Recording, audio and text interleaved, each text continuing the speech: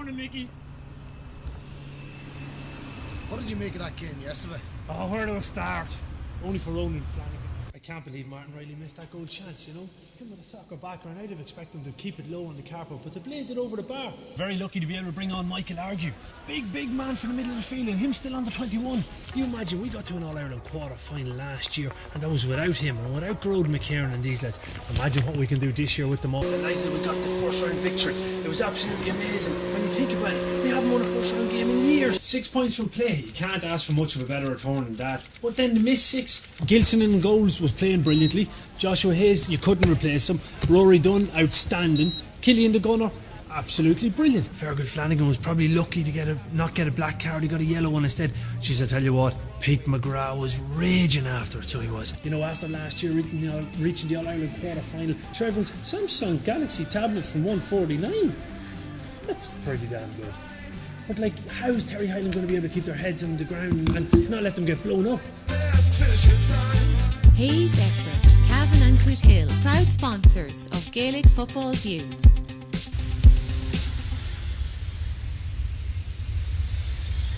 Look, at the end of the day, we got the 2 points, and isn't that all that really matters?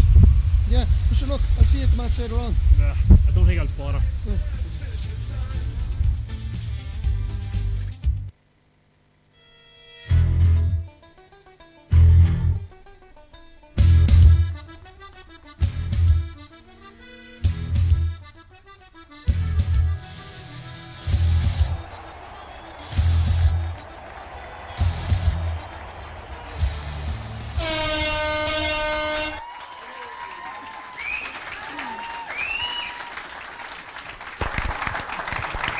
There you go.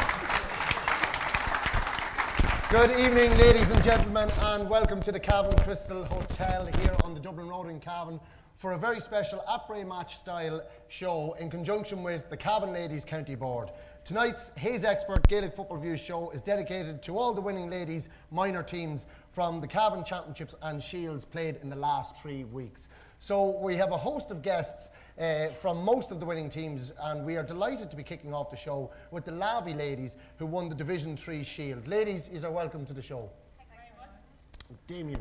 Yeah, delighted to get started. Firstly, just again, as normal, if anybody wants to get in contact with the show, you can email us on GaelicFootballViews@gmail.com. You can follow us on Twitter @GaelicFE, or you can find us on Facebook by searching Gaelic Football Views. As we say, we're joined by Lavey on the couch. We have a couch, a lovely couple of couches tonight. It's great to see. We have, of course, the manager, or part of the management team. Manager? Part of the management team. Part of the management team. The one who basically does most of the shouting is what I'm told. One. Emma Smith. And then in order, we have Vanessa Brady is next. Vanessa Brady, joint captain. We have Caitlin Kelly, a corner forward. Is that right? We have Marie Owens, and you're a half-back. And we have Ocean Graham, half-back and midfielder. Yeah. Excellent. So delighted to have you all and welcome you on the show. I suppose we start off, congratulate you on winning the Shield final. It's the Division 3 Shield final for minor on 2014. It's a solo club effort. There's no amalgamations involved. It's all Lavey people there, and it's not been an easy ride, I suppose, Emma. It's been tough. Well, it has been tough, but we've had a few extra, as we call them, blow-ins. Vanessa joined us from Lara this year, and then we've had Orla Cahill. She's been with us for 2 years, but the addition of the two of them, it's really gave the club a lift. And this year really was the best year we've had in minor so far. Like, we're only losing 2 of our players, so our same group is going to be next year and the year after. Yeah. Excellent. So it's good. Tell us a bit about the path to the final, Emma. It wasn't the easiest of paths to get to a Shield final. You know, you just didn't win too many games in the game. No, we didn't. We were in Division 3, so we had Gaina and Mount Nugent and Munch Connacht with us. So our first game out, we had 12 players for an 11-a-side game, full field. It was a tough game. Gaina were far better, far stronger. They gave us a good hiding that day. We really did. What happened that you only had 12 players in the day? Was there friends on or something on TV? Yeah, that was it. No, there was just a few injuries. We have had a lot of dropouts. well, it's bad to say dropouts, but due to other things like leaving certs, girls just can't commit fully. We had 6 girls that should have been playing minor, that would have been proper minor age, and they didn't turn up this year. We leave the door open so that they come back, but unfortunately they didn't. We had 3 other girls then that were sick or injured, so that depleted our panel straight away. But we drafted. How big of a panel did you have starting off? Well, we had 23 or 24 registered. Now that's not including our under 14 girls or anything like that. But with injury, the dropouts, we only had 14, and we drafted in a few of our under 14 girls, and only for them I'd say we wouldn't have won the final. So it's great. Like, one of the girls is actually still under 14 next year. Like, that's how wide of a age spread there is. So yeah, it was good. I suppose, Vanessa, you were joint captain. As has been mentioned, you're not a new ins person. No, I'm not. I'm from Lara originally. And did they still let you go back to Lara? Well, it's a bit. I know, it's grand. The Lavie was an easy enough choice because it's just up the road for me. So. And your family are still talking to you? Just about, yeah. Okay. And of course, Lara have no team though. No, we don't have a team this year. No. So that helps. That helps, yeah. So you know, it'd take a shave in your head for you to talk out for the lads, and it just wouldn't look well. I'm sure. Yeah, no, it wouldn't look well. No. You played Mount Nugent in the second game. Tell us a bit about that. We did. We played Mount Nugent, and they did give us a good game. But we did win by. We won by a good bit, but the score didn't really reflect the performance they put on. They were a brilliant team, and they just didn't get the scores that we did. Yeah, but, what was the conditions like? It wasn't they were bad. Day. No, it was a wet day, a very wet day. But we had a brilliant win. Where did you play them? We played them in Newins. In Newins? Yeah. Right, so it's at home advantage. Yeah, exactly. He's got the win anyway. Yeah. It brought you on to Muncher-Connacht then. Muncher-Connacht, you lost to Muncher-Connacht. Could have went either way, is that right? Yeah, it was dodgy enough. It could have went either way. We won by, I think it was 4 points in the end. Right. Oh no, we lost. He's lost. We lost by. As far as we were told, just lost. No, anyway, we did lose. Okay, by 4 points. But it could have went either way. Yeah, it was a very tight game. Very good, very good. I suppose moving on then, Caitlin, next. Your corner forward. What's the supply of ball like when you've players out the field? Are they giving you the right type of ball inside? Yeah, they're really good. The backs are really good. So the midfield aren't very good, is that what you're saying? Well, they kind of bring it down. A level? Right, right. Well, you kind of have the stature of a midfielder yourself now. You must be what, 6'1", 6'2"? Yeah. Do you mind me asking you, are you underage again next year? Yeah. And are you on the under 14 team as well? No, I was on this year, not next year. Right. Very good. So you still have plenty of years ahead of you. Yeah. And when it came to you, like playing with a minor team, how much more difficult was it from the underage, as in under 16 and below? I played under 16 the year before that, and like I'm really good friends with all the girls. Like, they're really nice and all that, so like it wasn't that bad. You get on well with them. Can you tell us a little bit about the semi-final against Arva? That was a really good match. Like, it could have went either way. It wasn't that tight.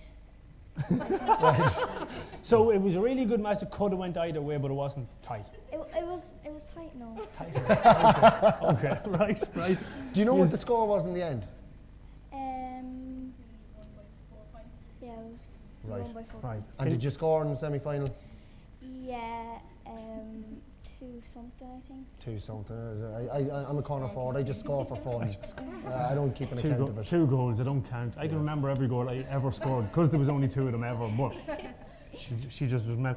At half time, you had a good lead built up though in that game. Or sorry, you didn't know that was a close one. I'm thinking I'm gone ahead of myself. So yeah. But you won by 4 points in the semi-final. Then that led you on, I suppose, into the final, into the big game, the Shield final against Mount Nugent for the second time. Yeah. Was it difficult playing them the second time again, knowing that you were underdogs? I don't think these were underdogs. No. I don't think these were. It wasn't really. We'll go on to Marie there for She a has a minute. mic, She has a you're okay. microphone. You're all right, Caitlin. You keep that because we'll come back to you, so we want to know about your midfield I'd exploits. say she's one of these players, corner forwards, that can pass the ball because she was quick to get rid of that mic. She was, yeah. Very quick to get rid of that mic. Marie, the final against Mount Nugent, looking at the scoreline anyway, it was one-sided. You've had played them earlier in the year. You must have been confident going into that. Yeah, but sure, we knew that they'd know like all our main players, whatever, and they'd have their homework done on us. We had a good lead in the first half, and we done well, but they came back strong in the second half, and we only scored, it was 3 points each. So you mentioned some of your better players there. They knew which ones to mark. Do you want to name who were? Yeah, Colette Donohoe. She was. You fire ahead, yeah. Yeah. Go on ahead. They had her homework. They had their homework done on her, and they had her marked well, and she got it hard in full forward line to get scores. There was an incident in the first half that probably had an effect on the outcome of the game. There was a player sin bin. What was that for? I got elbowed in the mouth. Lovely. And so that was early in the game, and that gave us extra player, and we worked well with that. And what did you say to get elbowed in the mouth? Sorry? What did you say to your player to get elbowed in the mouth? Were you cheeky? They don't do that for nothing. They don't. There's bound to be a reason. I've never done it for nothing. No. Done it lots of times, but never for nothing. But then that's you from me, in fairness. No, No, I was just probably marking her. Just probably marking her. That's all right. That's okay. She keeps her cards close to her chest anyway. There, she does. So yeah, at half time you said 4 goals and 5 points lead and no score. So it was a big advantage then. Just a matter of consolidating the second half, I suppose. Yeah, we had our foundations down and got. It was all about blanket defence in the second half. Yeah. Yeah, I hear Emma's a real Jim McGuinness in the making. She's great, yeah. You were hesitating there for some reason. Afraid of laps? No? Would she make you do laps? Oh God, yeah. Oh God, yeah. Ocean, we'll move on to you there for a second. You did a lot of training with the seniors this year. How did that go for you? Did that bring you on? Or yeah, that what way brought did you us start? on really well and showed us new skills and just developed us really. Excellent. And just keep that mic up there. Would there have been big numbers at the senior training, or did you have low numbers? Is that why you had to train with the seniors? Well, we had low numbers, and then some of the seniors were away in college and stuff, so then it all brought it together, and then we had good numbers out of training. It toughened you up for elbows in the mouth and the like, so it did, playing against the senior ladies. So when you're training with the seniors, obviously you're looking at players within your own club that you'd like to copy, I suppose. Who'd be your role models within the club? Emma Smith. You've been well drilled, Emma. You've been well drilled. I know there's a good few players now. They're all good, and Rachel Jordan would be one of our role models, and Twiggy Smith. Very good. That we look up to. We did a little bit of research in on the team as well, so we did. And does anybody want to tell us about the ice bucket challenges that you did? After the Mount Nugent game in Newins, we actually got nominated to do the Ice Bucket Challenge by Emma. So she nominated our minor team, and we all came out. It was freezing and it was wet already, and we all brought buckets to the match, and we had them all filled, and we all just did it after the game on the pitch. And then we chased Emma with all the buckets. So. Empty buckets. Oh well. Did you catch her? We did, yeah, we did. That's good training in itself, so it is catching one of the senior players. So that's exactly it. There's Emma, you have a nickname on the panel or on the girls when you're training them. Is that motivation or is that abuse? No, it's not abuse. It's just it's a term of endearment. I like to call them the midgets because they're the younger team. Yeah. Right. Yeah. So. Oisin, is it endearment or is it abuse? A bit of both. A bit of both. So definitely a bit of abuse when you're calling them midgets. Well, a lot of them are taller than me. Not looking at you. Sorry. But no, it's just a nickname. It's just a nickname. And it's stuck. Affectionately. Yeah. Affectionately. Yeah. It's become a ritual after finals that you go and have chicken curry dinners. Why chicken curry? He's not into pasta? No, it's just a habit. Just a habit. The first time we got to a final was 2 years ago, and just ritual more or less afterwards. Yeah. And who cooks the chicken curry, or where is this chicken curry coming from? Usually we hit the lavvy in for our dinner, yeah. Right. So where else would you go? Yeah, Exactly. we couldn't go anywhere else. Definitely. And I suppose then there's a trend within the team to be taking selfies. But I was looking at the Lavy Twitter page today and I couldn't see any. Oh, it's all confined to Facebook. Right. Yeah, Is there a you didn't do your homework is there well a enough. Lavy Ladies minor football team No, Facebook page? there's the Lavy Ladies Facebook page, so we're all one Brian, big you couldn't group. bring up the Lavy Ladies Facebook page there, could you? I actually think our cover photo is the minor team, so it would be okay. Lovely. One last thing then, there's a punishment apparently at training. We want to pass that on there. Can you explain to us a little bit about this punishment, Caitlin? Well, we were doing running and we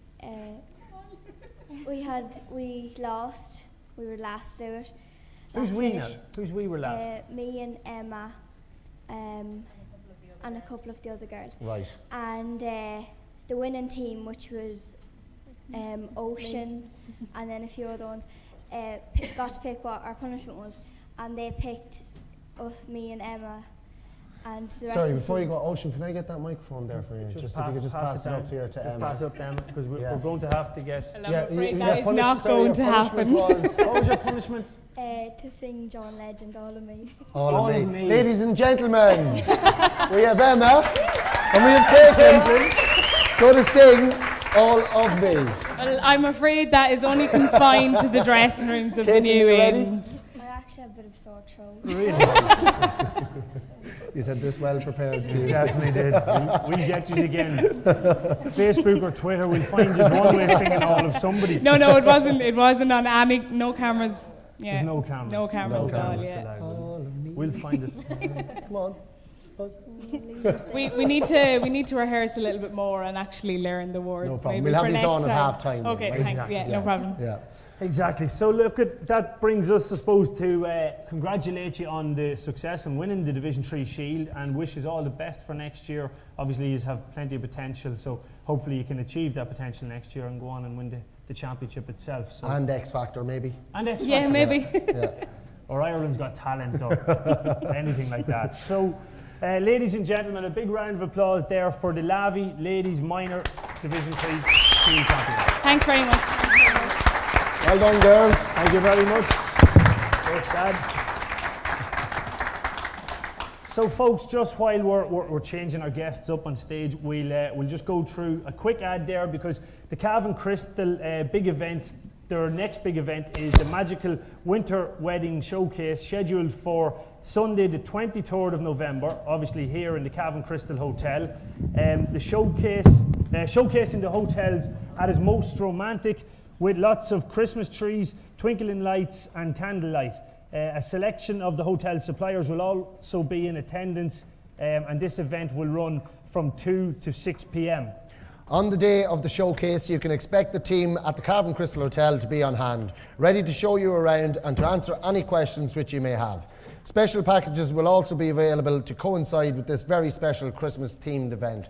Contact the Cavan Crystal Hotel on 049 43 60 600, or you can email them on sales@cavancrystalhotel.com, or you can just go straight to the website, which is www.cavancrystalhotel.com. So we're joined next by the Drumlomon Gaels Division 1 Minor Shield winning team. The Drumlomon is an amalgamation of Mullahoran and Ballymacue, I believe. And we're joined on stage by Peter Mulligan, the manager. Next we have Anya Riley, I think. Is it next, Anya? No. So Anya's third down. Who have we next? If you want to grab the mics there, ladies, and you can give us your names there as you go. Teresa Clark. Teresa Clark. Next to Teresa is? Lucy McFarlane. Lucy McFarlane.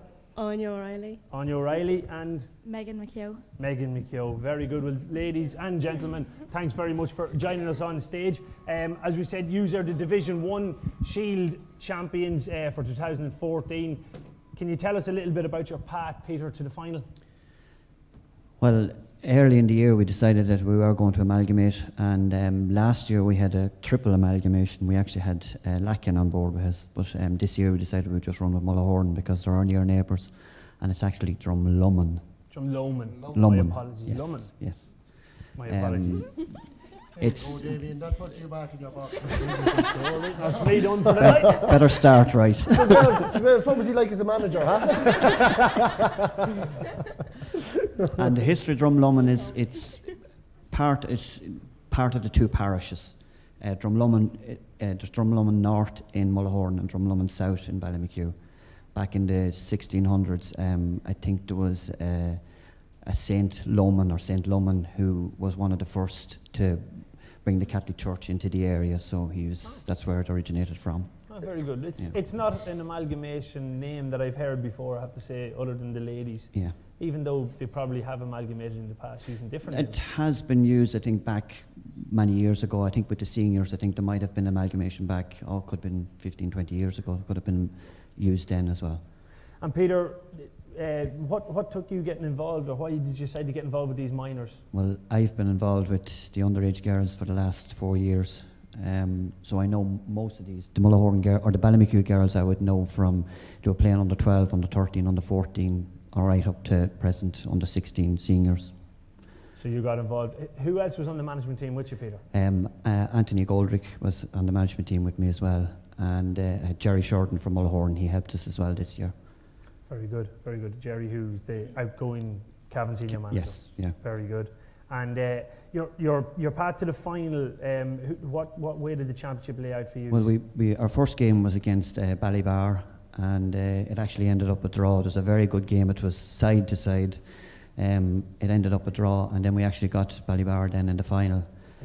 So I think we kind of half knew what we were up against, and the girls played a super game that day, so it was a great win. Do you mind telling me who Ballybar is? It's another amalgamation name. Ballyhays and St Finbarrs. Oh, right. Yeah. So Drumkill, is Coothill in that St Finbarrs end, or is it just Drumkill and Ballyhays? Yeah. It is. That's all right. Audience participation. Always welcome. Exactly. Indeed. Indeed. So yeah, we'll move on then to Teresa next. If you don't mind, Teresa, you're very welcome. Tell us, where did you play on the team?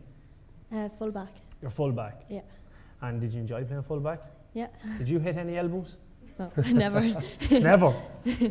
It'll be a force now. Between Mullahoran and Ballymakew, there's always a few elbows being thrown now. On the one team, exactly, at each other. Teresa, you don't have any rituals on the team, but the next question I have is, what way do you prepare for a game? A lot of truck and trailer. A lot of truck and trailer. This is the training you're on about. Yeah. Right. Truck and trailer is your training. Explain what truck and trailer is. It's a hand passing drill, and it's Peter's favourite. So, if I can remember truck and trailer, it's 4 corners, is it? Yeah. Can you explain it to me? It's you go from one corner and you pass it to the next, and then you run on and get it again, You're and on you the end up at second. the opposite side. And you just go diagonally the whole Yeah. time. You never end up on the other diagonals. Yeah. Yeah. Yeah. And is it tough? When you do it for long enough, it does is. it spread the cones? Are the cones further apart if he's in a bad mood and closer together if he's in a good mood? Yeah. Very good. He sounds like a great manager. Mullahoran will be knocking on his door now this year. Tipping Cahill going. So he will. And so when did your training start? I don't know. I think it was June. June. Yeah. And where do you train? In Ballymakew. In Ballymakew. Yeah. The pitches aren't too far apart there. Once you go over the boggy road, Yeah. or the bog road, you're right there on top of each other, so it's not too far. I suppose You know them boggy roads fairly well. I do. I know all the roads fairly well, in fairness to me. So. But I suppose geographically the amalgamation works very well because you're so close to each other. Yeah. Yeah. Yeah. I'm answering your own questions here, so yeah. We'll let you go, Mickey. Do you want to sit down there? I suppose we'll pass it on then to Lucy. Lucy, again, I was talking about the rituals, and one ritual you obviously have is the truck and trailer.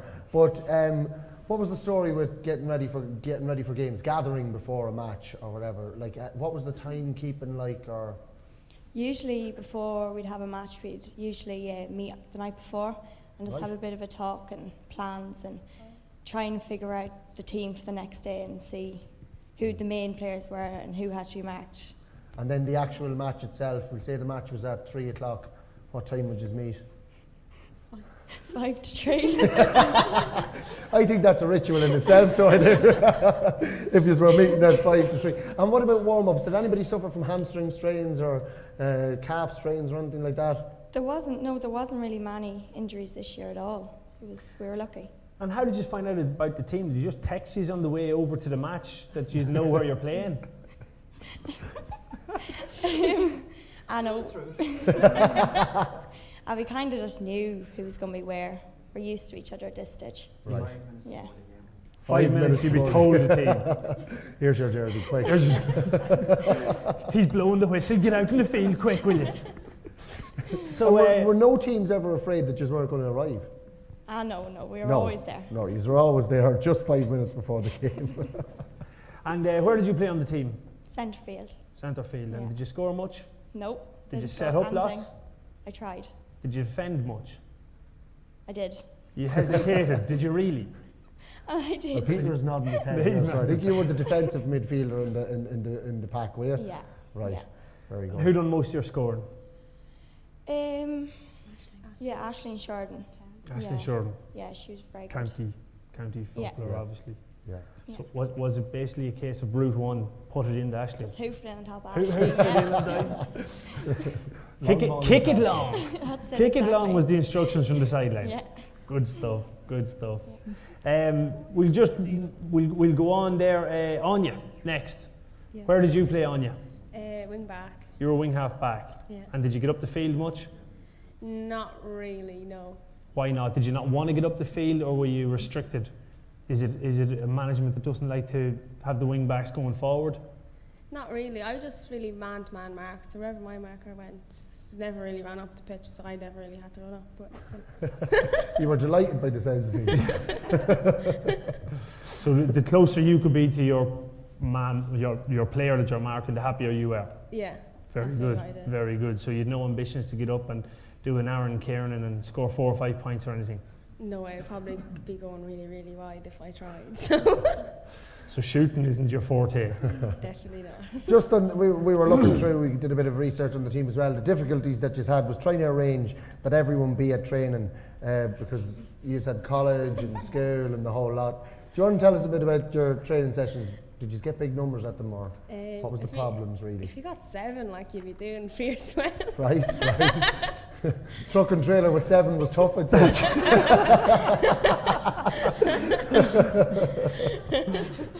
Definitely, Jesus. And how many, do you know what size of a panel did you have? A solid 23 maybe. 23 in the panel. Very From good. when the 14's up, like. 14's up. Yeah.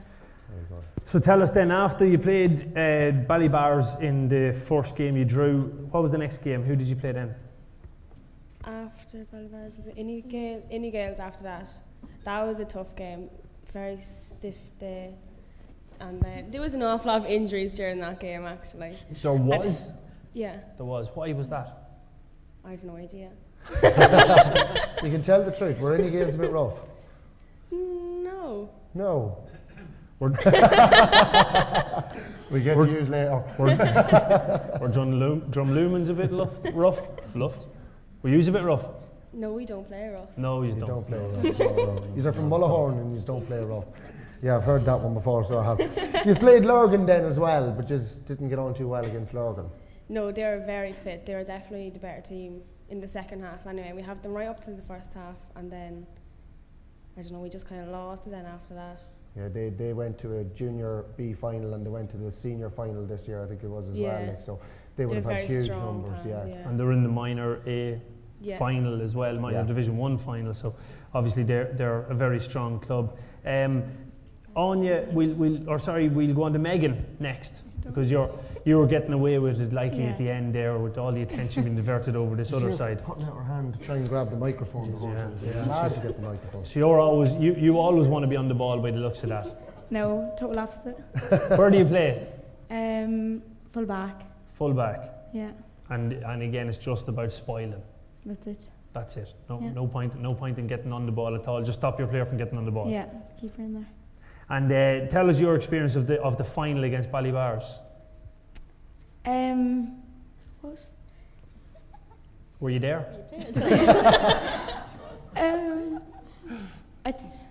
We'll start again. What's your name? Can you remember much about the game? Who No, were I you think- marking? Or No, we were a good bit up at half time, I think, by a few points. And then in the second half, they were pushing on. They got a penalty, and I think near the end, it was like we were up by about, when the whistle was going, like we were up by 2 points or so. So it was close at the end, like to finish. it was close at the end. Yeah. But you was delighted, obviously, to pick up the shield. Oh yeah, definitely. Did you go out for anything to eat afterwards? Eat only? Chicken curry or anything, no? No. We actually did nothing. Peter, what happened? It's a football club, not a social club, isn't that it? It's Peter? been arranged. It's been arranged. Dinner dancing, the whole lot. Well, it turned out, Peter, that was your first win of the championship. You had drawn with Ballybars, I think, before that, was it? Yeah. And that was your first win in the championship. It was Yeah. great to pick up a shield at the end of it all. It was very good, yeah, because as I said, I've worked with a lot of these girls, and we've worked with the Mulhorn girls last year, and they're very good players. They are all very good players and very dedicated, and especially on the day, every time we go to a game, they all turned up at the game. Good stuff. Yeah. Is it a young team? Will you lose many of the players next year? We had 9 minors this year, 6 under 16s and 4 or 5 under 14s. So we will be losing a certain number of them next year, but I don't think there's only one of the minors. No, I think we might have much the same team again next year. Very good. Yeah. So you'll be strong. You'll be much stronger to come next year. Obviously, you'll have the year or some more. Yeah, well, like that, you're playing Division 1 football, and these girls have played Division 1, Division 2 football for the last 4 or 5 years. So I think it's important that they do get Division 1 football, because they're getting a good quality of football. Yeah. And actually, on that team that we had 8 Ulster medal winners this year. Wow. Brilliant. Between our under 14, under 16 and minors, between the 2 parishes. That's excellent. I suppose, as I say, it's a rising tide that lifts all Yeah. ships. So, but you know, at half time in games, I suppose it's very important to refuel and get all the Jaffa cakes back on board. Was there many Jaffa cakes left at half those time? Jaffa cakes and mandarin oranges. And mandarin oranges. Spoiled rotten, yeah. we were told though at pre-game that most of the Jaffa cakes were being eaten before the game. Is that true? No, you couldn't let them do that, because it'd surely be slow then during the game. They'd have an excuse. And another ritual that they had was listening to music beforehand. Is that right? Was that Nathan Carter? I don't know. It's the first I've heard of that. They could have listened to it before they came to the pitch. Just while you have the microphone as well, Peter, we want you to give us a rendition of your Jimmy McGuinness inspirational speech. No. This was a ritual before the games as well. So if you'd like to just... No, I couldn't give away any trade secrets. What is Jimmy McGuinness's inspirational speech? I've never heard it. Did somebody say that? I actually said that. Yeah. Is it about wanting? Oh, well on, yeah. Would you like the one? You have to go out to want the one. Yeah, the long and short of it is, I think if you can get them into the right frame of mind before they go out, that it can be a super game. And as I said, they have played super football, so you can't run them down. Before we go back to you to finish off, Peter, I just want to ask Lucy just a simple question. Lucy McFarlane, are you anything to Seth McFarlane? I'm not. You're not. So you're not related to Peter Griffin or American Dad. Or American Dad. No. Do you want to be? Oh, Jesus. I thought I was going to get to meet him. I know. Anyway. Childhood hero. Yes. Anyway, ladies and gentlemen, thanks very much for joining us on stage, and congratulations on winning the Division 1 Minor Shield for 2014. So that's the Drumloman. I'm going to struggle with that for the rest of my life. Drumloman Gaels minor team. Thank you very much, folks. Well done, ladies and gentlemen.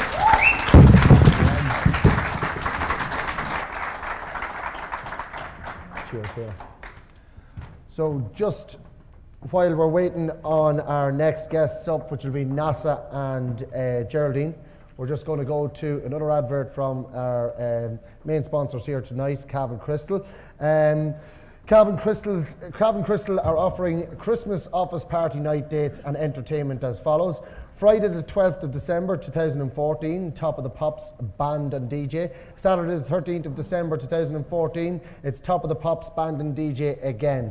Both of the above nights kick off with a seasonal mulled wine reception on arrival in the impressive atrium lobby, followed by a superb 5-course evening meal. Santa will also make an appearance. Christmas office parties for these dates are €40 per person. Yeah, so if should anyone wish to avail of an overnight accommodation special for the Christmas night party, the rates are €35 per person sharing bed and breakfast, and then there's a single room supplement if you're on your own. And this includes full use of the Zest Health and Fitness Club, which include an 18-metre deck-level pool, sauna, jacuzzi, steam room, fully equipped gymnasium, and use of our award-winning Utopia Health and Beauty Clinic. Salon charges apply. And that's where we're heading after the show. Obviously, the contact details again. Contact details for the Cavan Crystal Hotel are 049 43 60 600, or you can email them at sales@cavancrystalhotel.com, or you can go straight to the website www.cavancrystalhotel. So we're delighted now to have Nasa Bird of Crusherlaw, Ulster Young Player of the Year 2013, and she was also mentioned as a Player of the Future in this year's All-Ireland programme, which was a massive feat. Yeah, also on the Ladies Gaelic Football Association announced that Geraldine Smith from Killigarry, who were delighted to be joined on stage as their Ulster Young Player of the Year for 2014. Geraldine will attend the All Stars Award Ball in the City West Hotel in November to collect that award. So you'll be looking forward to that one, Geraldine. I will, yes. No doubt. Well, congratulations. Everybody give the two of them a round of applause, first of all. Geraldine, it's not the first time that, obviously, that we've been represented at the All-Star Awards. Cavan were also celebrating with Grania Smith picking up the Intermediate Player of the Year last year, and Nasa, you collected the Ulster Young Player of the Year award as well. Nasa, have you given her any advice for the night ahead up in City West? Not really, just enjoy it. Like, it's a great night, and there's great entertainment, and no doubt she'll have a great night. Get lots of autographs. Yeah, that's it. Well, I'm sure they'll be looking for yours. Have you been practicing your autograph, have you? No. Can I have it? You just sign that. Scribble your name down there. Be careful what you're signing. Be careful what Mickey Brennan asks you to sign. You could be married. You could be married by the time you leave here. This will be worth a fortune in years to come.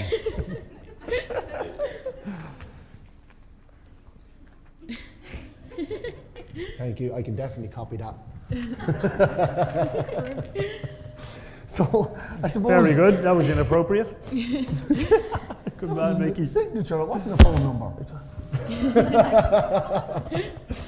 I suppose, look, we did a bit of research on this. We've got your questions and answers. So, do you want to start off with Nasa? Yeah, Nasa, you're obviously Nasa Board. You're from Crusherlaw. You play with Innie Gales. You're age 17. Your favourite food is what, Nasa? Tuna and pasta. Tuna and pasta, good fish. That's a good healthy diet. You're going to get an insight into Nasa Bird here tonight, Cesar Devon. Who is your hero? Sarah McCabe. After me and Damien, obviously. Tell us a bit about Sarah McCabe. Why is she your hero? Well, she's part of the Eastern Gales team. Me. Struggling. Yeah, she's part of the Eastern Gales team, and she was the captain of our minor team last year when we won the Division 1 Ulster final. And as you know, Sarah's a great woman with her words, and you've had her on Cavan TV already, and she's brilliant. Twice. So yeah, that's why. Very entertaining. And we'll say on the national front, who would be the players that you look up to? Well, I love Aidan O'Shea, and we all do. Yeah. Mark McHugh, I suppose, as well. Who? Mark McHugh. Mark McHugh? Yeah. Very good, very good. The wee man from Donegal. Yeah. What were your school achievements in Gaelic football, Nasa? Well, now, to be honest, with the school, we don't really take football that seriously, so we haven't really won anything with the school apart from I play a bit of camogie with the school, but that's about it. I have it down here that you won 2 Command the Munschool. Oh yeah, well primary school. And in brackets you wanted this said, you bet Killigarry. Yeah. Geraldine. 2 years in a row. Remember what we were saying about elbows earlier on, Geraldine? Yeah. You can swing one there because she's getting cheeky if you're brave enough. She's one-armed, you're bound to have an advantage. Yeah. You also have a number of other sporting achievements in the club there. You won a under 14 Fela, you have a league and championship in 09, under 14 Division 2, I think that's in 2011, under 16 championship 2011, minor Division 2 2012, a 9-a-side Division 4 in 2013, and a Division 2 adult league in 2013. Have you any room for medals in those pockets, no? Not too much, but I'm sure we could fit some more in. Well, do you want to tell us what happened to you, by the way? Well, last Monday I was playing a school game and I went up to catch a ball, and just the way it hit it, my finger went out of place and I had to get surgery on it. Right, Yeah. so how long are you out for? Or? Well, now the doctor, he didn't really have much consideration for me, but he said it'll have to be after Christmas or so till I'm right. Right. Yeah. Lovely. So you'll be able to do plenty of running though, like, because it won't happen. I love running. I'd say you do. Yeah. Are you still minor next year? Yeah. You have another year. Yeah. And yous at under 16 won Ulster And the All-Ireland. and the All-Ireland Yeah. with this next year's team. So Yeah. you look forward to that. Who's Yeah. over the minor team next year? Jerry Charters, Mary Clark, Gerard O'Reilly and Cormac. So the same management as last year? Yeah, bar Ashling Doonham bar was Ashling. last year. That's Yeah. right, yeah. Very good, very good. Funny facts and interesting stories. Don't have any.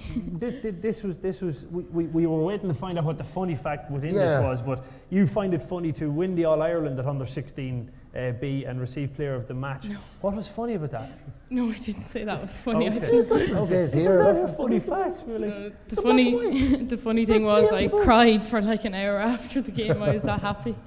You But, did yeah. indeed. You got player of the match, and rightly so. I was down at that game. Yeah. You were absolutely phenomenal there. You also won the minor A Ulster final in 2014, and that's your highlights pretty much of your career so far, Yeah, would it be? definitely. Yeah. And what's the future? What do you want to achieve in the future? Well, I'd love to win another minor A medal, and hopefully with the senior team someday as well. Play for Cavan and win. And win. Yeah. Well, they did a great job this year, after winning the intermediate last year, to stay and consolidate themselves, although they wouldn't have been relegated anyway, but to get the win under their belt and go down, they really did well this year at senior level, so they've kept it ready for yous, the next breed, the next generation coming through, so that's something. If yous are playing at a higher level and you go up to play senior, you should be winning medals. Yeah, definitely. Can't wait to get on and play with some of them girls. Like, they're brilliant. Like the likes of Roisin O'Keefe and them. You'd live to play with them. Yeah, absolute legends. Yeah. Who's the sports person you'd most like to meet?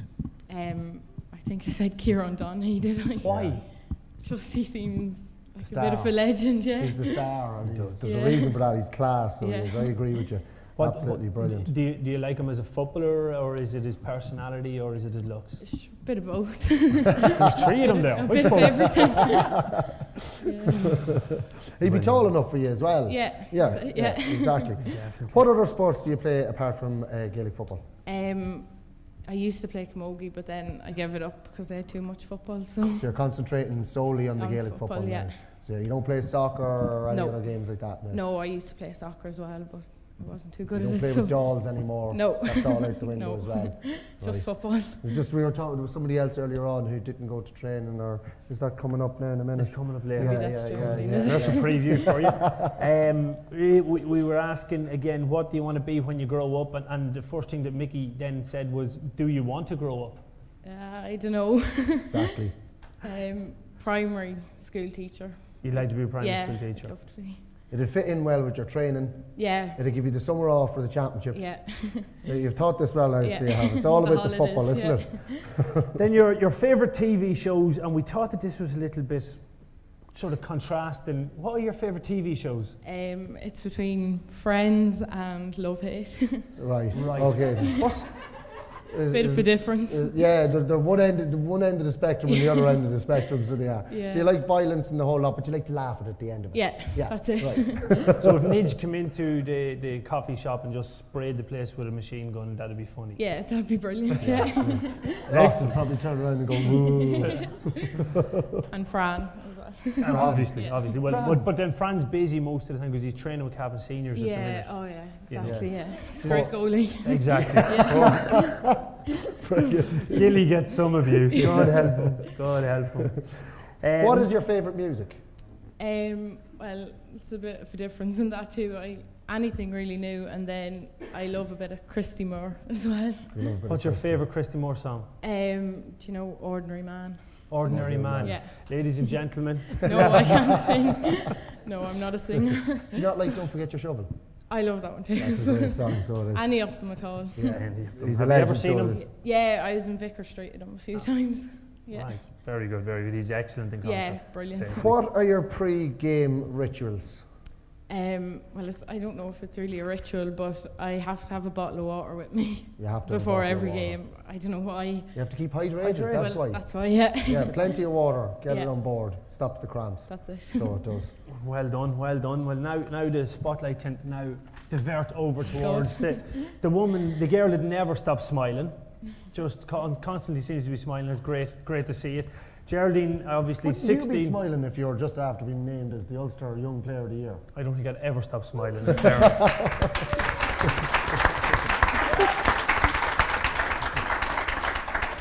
Geraldine, obviously 16 years of age, Killigary's your club. Your favourite food is?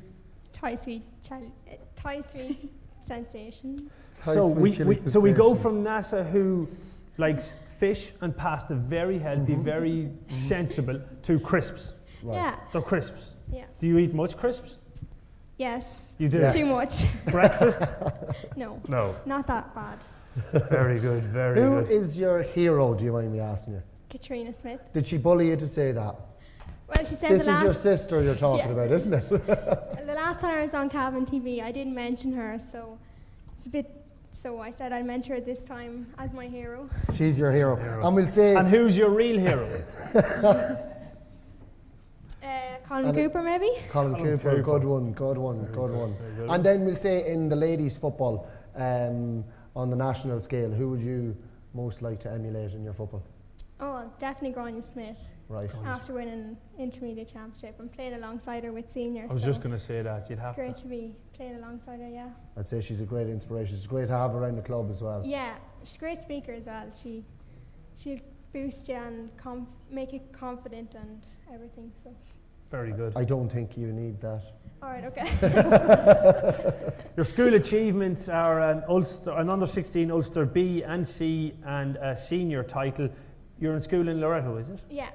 Yeah, Tara Doonan is over us, and now Mick Flynn is in with us this year because we were moved up to Division 1, so we're taking it very serious this year, so hopefully you might win it. Are you under 16 again this year? No, I'm on senior team now. You're on senior team now? Yeah. Right. Very good, very good. Then your sporting achievements with your club are an under 14 Division 1 League and Championship and an under 16 Division 1 Championship. Which is the highlight? Which is your favourite one with club? Oh, definitely winning both league and championship the same year is such a good achievement for a club, and it's brilliant. You don't see it too often where a team does a double, you know. Yeah, like, I know, so. yeah. It's so not easy done. Exactly. Who was over your club team? I think it was Desi Cahill at that stage. You think? Yeah. What? Desi won't like that if you don't know. I'd say you were the manager by the sounds of things. No, I'm not that bad. So funny facts or interesting stories. Now, we couldn't quite get the grasp of this, so what we have here in front of us is that I cut my fringe before my communion, ran into barbed wire. Did you cut your fringe and then realise that you cut your fringe and run into the barbed wire? No. Or did you run into the barbed wire and then cut your fringe because you couldn't see the barbed wire? No. I cut my fringe before my communion. I was out in the garden cutting flowers or something for my auntie. So you cut it with hedge clippers? No, they're actually big clippers, yeah. And I got them and I just cut the full fringe off me before my communion, so... Was that an accident or did you think, I'm going to just... I was just going to cut my hair. Just with hedge clippers? Yeah. Why did you stop? Had you not washed your hair in 6 years or something? Why did you need hedge clippers? Could you not just use scissors? No, I don't know. I just And spurred why the did you moment stop at the thing. fringe? Why didn't you just keep going? I don't know. It was just the Were fringe. you caught? No. No. Okay, Surprisingly well, then, not. No. well, I'll tell you what, right? We'll put the cutting the fringe out. We'll chalk that down as weird. Yeah, we'll chalk that down to experience. And then we'll go on to the lesser weird barbed thing. wire. Yeah, Was the it a family were competition? playing out in the garden and then we had a fight, so I decided to run off. And then I ran out to the field and I went through a gap and then there was barbed wire there, so cut my eye with barbed wire. Cut your eye with the barbed wire. Oh, Yeah. dear God. So Actually, you tried to run away from home. Yeah. And your mum and dad thought this was going to happen at some stage, so they barbed wired the whole way around the house. No, my mother and father weren't even there at that stage, so. We won't be ringing social services, don't worry, it's okay. So we also have that you... This is the one. Played with my dolls instead of going to under 10 and under 12 training. Yeah. Would that need explaining? Well, training used to be at 6:30 and then I In the come up to morning? no, in the afternoon, Oh, right, okay. in the evening. And I used to come up to the kitchen and say, "Oh, Mama, you had training at 6:30. This is at 10 to 7. I was like, "I'm not going now." So I went back down to the room to play with my dolls. And yet you're still the Ulster Player of the Year for 2014. Yes. How does that happen? I don't know. You were You obviously just must practicing skills with the dolls. It was football Were you kicking the skills. dolls? Was that what you were doing? You were kicking the dolls in the garden? Yeah. Right. Come here, who's the sports person you'd most like to meet? Or we won't grill you anymore on your dolls. Brian O'Driscoll. Why Brian O'Driscoll? Well, he was captain of our country, so. He was. Not anymore. No, I'm tired. He's old. Yeah. He's younger than me and he's finished playing rugby, so he is. Loser. But he plays rugby. Have you seen Gaelic football in Cavan? This is true. But why? Because he's captain of the rugby team. Yeah, like he's such an inspiration, good speaker, motivates the team, like so. He's been a legend of Yeah. rugby in Ireland, all right. So he has. What other sports do you play? Soccer. Well, I gave it up last year, so. Who did you play soccer for? Cavan Shamrocks. I Cavan was the only girl Shamrocks. on the team, so. Oh right, you were Had to playing give the it up boys soon. team. Yeah. And where did you play in the soccer? Right back. Right So, back. Yeah. Very Right. good. Very good. And what do you want to be when you grow up? A nurse. A nurse. So you're going to try and help people. Yeah, I'm a very caring person. Yeah. Yeah, you seem like it. I know. What's your favourite TV show? Friends. This is a running theme. Within, so if you want to be an Ulster Player of the Year or Young Player of the Year, you have to watch Friends, basically. Yep. Right, that's okay, then that's grand. And then this, you're going to have to help me out here. What's your favourite music? Just anything that's in the chart. I know I said a few names, but Yeah, do you want to name them, No. please? Well, I'll do it. Bruno Mars, Rihanna, Beyonce, and Emily Sande? Yeah. Sande? Sunday, yeah. Right. Come here, do none of them have ordinary names? No. No. Sure, they're not from Ireland. Right. So they wouldn't, or England.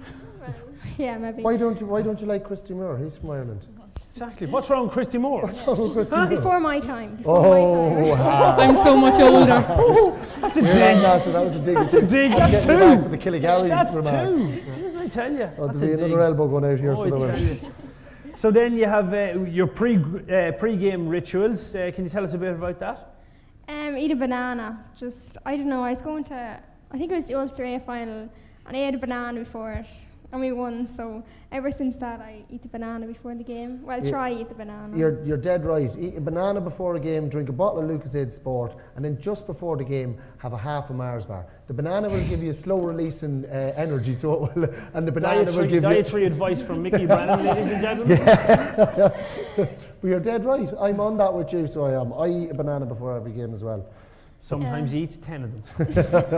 That's you, Damien. So you're obviously looking forward to the All-Stars event. Yes, I am, yeah. Have you definitely. decided what you're going to wear? No, I only got an email there that I have to wear a long dress, so have to go dress shopping. Just hope it's not too long. What height are you? We won't go there, we won't go there. And are the county board sponsoring your dress? Carol Kiernan, Carol, is she? Carol. Yeah. Yeah, oh, there she is.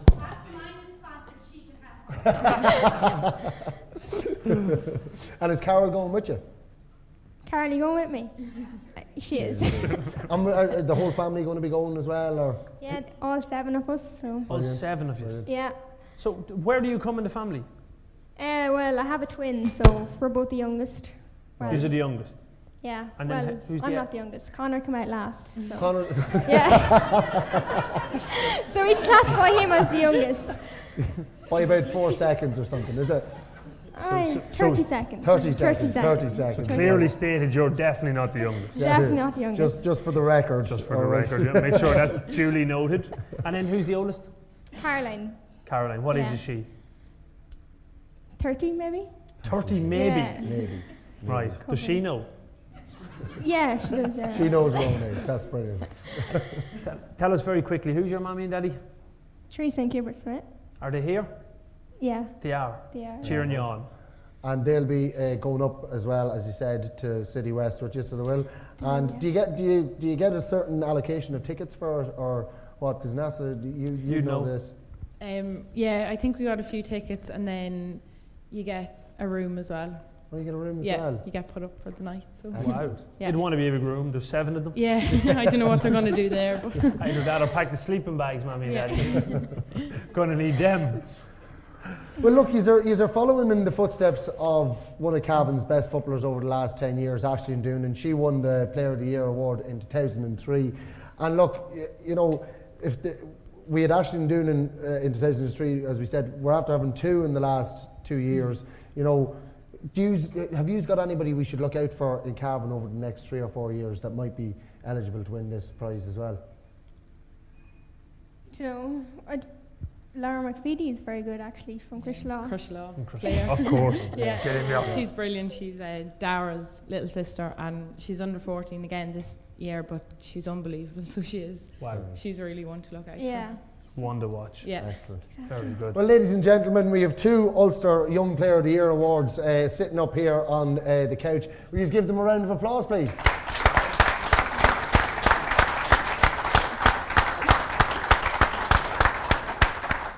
So now, folks, we're going to go to a very quick commercial break, but stay tuned and we'll be back just after commercial break, as I said. That was admin. Morning, Mickey. What did you make of that game yesterday? Oh, where do I start? Only for Ronan Flanagan. I can't believe Martin Riley missed that goal chance, you know. Him with a soccer background, I'd have expected him to keep it low on the carpet, but they blazed it over the bar. Very lucky to be able to bring on Michael Argue. Big man from the middle of the field, and him still under 21. You imagine, we got to an All-Ireland quarter-final last year, and that was without him, and without Grode McCarron and these lads. Imagine what we can do this year with them all. The night that we got the first-round victory, it was absolutely amazing. When you think about it, we haven't won a first-round game in years. 6 points from play. You can't ask for much of a better return than that. But then the missed 6. Gilson in goals was playing brilliantly. Joshua Hayes, you couldn't replace him. Rory Dunn, outstanding. Killian the Gunner, absolutely brilliant. Fergus Flanagan was probably lucky to not get a black card. He got a yellow one instead. Jeez, I tell you what, Pete McGrath was raging after it, so he was. You know, after last year reaching the All-Ireland quarter-final, sure, everyone's Samsung Galaxy tablet from 149. That's pretty damn good. But like, how's Terry Highland going to be able to keep their heads on the ground and not let them get blown up? Hayes Expert, Cavan and Hill, proud sponsors of Gaelic Football Views.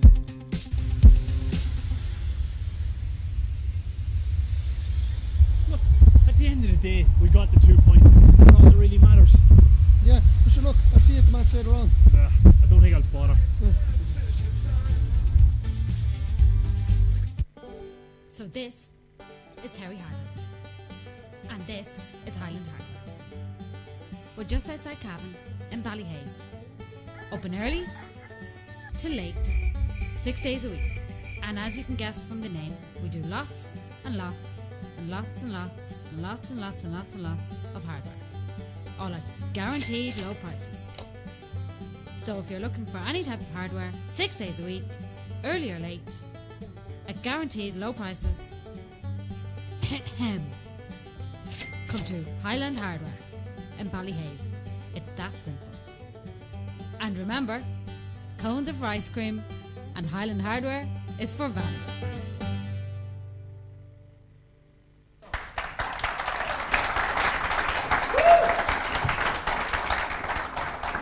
Thank you, ladies and gentlemen, and welcome back to the Cavan Crystal for the second part of our Apre match style Gaelic football view show. We're delighted to be joined now by the new incoming management of the Cavan ladies football team. We have on the couch, we have Declan Beard, we have Conor Barry, we have Aidan McCabe, and we have Lisa O'Brien. Big round of applause, ladies and gentlemen. Just want to grab the mics there because I'm sure your voices will carry, Conor. They're going to have to carry this coming year. You'll have to be heard all over Breffni Park and maybe even from Dublin. You're 33 years old, or young, as I like to say, definitely. Young, prefer to say. Definitely. You're from Arva, but you're teaching up in Dublin. Yeah. Secondary school. Secondary, yeah. And you've had quite a bit of success with the school. A little bit, all right, yeah. Could you tell us a bit about that? I suppose I started in 2002, and when I started in the school, there was no ladies team really as such. So we started with the first year team, and then we get to win under 14 and under 16, and eventually we started winning Dublin championships and so on. And I think about 4 to 5 years later, then we actually managed to win at senior level the Leinster championship. But the same year that we managed to get to a Leinster final in the senior and win it, we also got an under 16 team to Leinster final and lost by a point in the last minute. So it was kind of, I suppose it was the pinnacle of, let's say, 3 or 4 years work that had been done behind the scenes by myself and a few others as well too. Very good. What school was that actually? Hartstown in the Blanchardstown, Clonsilla area. In the Blanchardstown, Clonsilla area? Yeah. Right. Would it be, how many pupils are in the school? We'd have about 1,000 roughly, 1,001, maybe 1,100 depending, like, you know, it's quite a big school. Are there good facilities for you to play football, or are you using the local clubs? It's not a great pitch, but it does. It does. There's a bit of grass on it. Fair play, it's some achievement, like 10 Dublin championships and 4 Leinster finals. Like, you're back in 2002. If my maths serve me correctly, you were only 21. Just out of college. The year I started, we played with Comore Gales and won the under 21 championship. And that's probably the last thing I've won in Cavan, I'd say. Comore Gales is an amalgamation of Arva and Garna at the time. Right. Arva and Garna. Yeah. So were you swinging elbows at that stage? No. Will you be teaching them how to swing elbows this year? We'll try with all tactics will be considered. Win at all costs. Yeah, we have a couple of games against Meath, so we might have to. I can show you how they elbow up there. You took over St Paragon's ladies team in Dublin in 2010 mid-season, and you've had a lot of success with them too. Yeah, a lot of them would have been former players, we'd say, from the school team, so that would have been the link there straight away. And they asked me to come in one of the years, so I kind of came in and quite quickly realised, obviously, that I would have known the girls that I worked with in the school team, and that there was a fair bit of talent there, and a good bit of potential to win something, like, you know. So 2-3 years later, like, we were starting to add up, and we get to, like, for example, the All Ireland Sevens, like we'd say, we had made 2 finals in a row, like, you know, and to be honest, should have won one really, but just for the post and crossbar really in the last minute. He's also reached the Dublin Senior Championship semi-final in 2012. Unfortunately, met the All-Ireland champions on the way to it, and they went on, and they had even now, I actually worked with a lot of players with the Dublin team since that, and they've said that by far and away their toughest game, including the Dublin final, would have been the semi-final they met us, like, so. Just unfortunate to meet the All-Ireland champions that early. And then you went on to win a Leinster final with that team against Meath. That was with the Dublin minor ladies. Dublin minor ladies. Yeah. That was my first year with the Dublin minor ladies. So in 2012, you were over your club team, schools teams, and the Dublin minor ladies. Well, I had just started with them in November. So and do you not enjoy sleeping? Nah, I don't do that much of it, to be honest. Obviously, it's overrated. Yeah. Obviously, but so obviously, as we say, in 2012 you were appointed the Dublin minor manager. Yeah. It was because of the work you had done at both school and club level. I had worked with the development squads in Dublin as well too for a while as well, and I suppose that was kind of where I realised that, you know what, I want to work with a calibre player that's just that little bit more from club or from school, like, you know. So just something that it kind of opened my eyes really, that this is another whole area that maybe I should be looking at as well too. And is that why you're wearing a Dublin tie tonight? It's not, well, I don't know, is it a Dublin tie? It's kind of a mixture of everything really. Is it a Lacan tie? Did you borrow that off Declan Beard? Well, Michelle would say otherwise. I can barely get him to shave, let alone put on a tie. It seems to be contagious though, between him and Aidan. As long as Lisa doesn't break out into it, that's all right. Seems to be a problem amongst all the selectors. But after you beat Meath in the Leinster final, you went on to an All-Ireland semi-final. We did, tell us about that? It was here in Cavan and Kingspan Breffni. Probably one of the greatest, one of my most enjoyable days as a manager. To run out in front of your home crowd is nice, like I say. But then, obviously, to win in the convincing fashion that we did on that day as well too was particularly enjoyable as well. Like, you know. You've been involved with the Dublin Minors now, and you know, people talk about the gulf between what Dublin have and what other counties have. Yeah. You're coming back now to get involved in Cavan.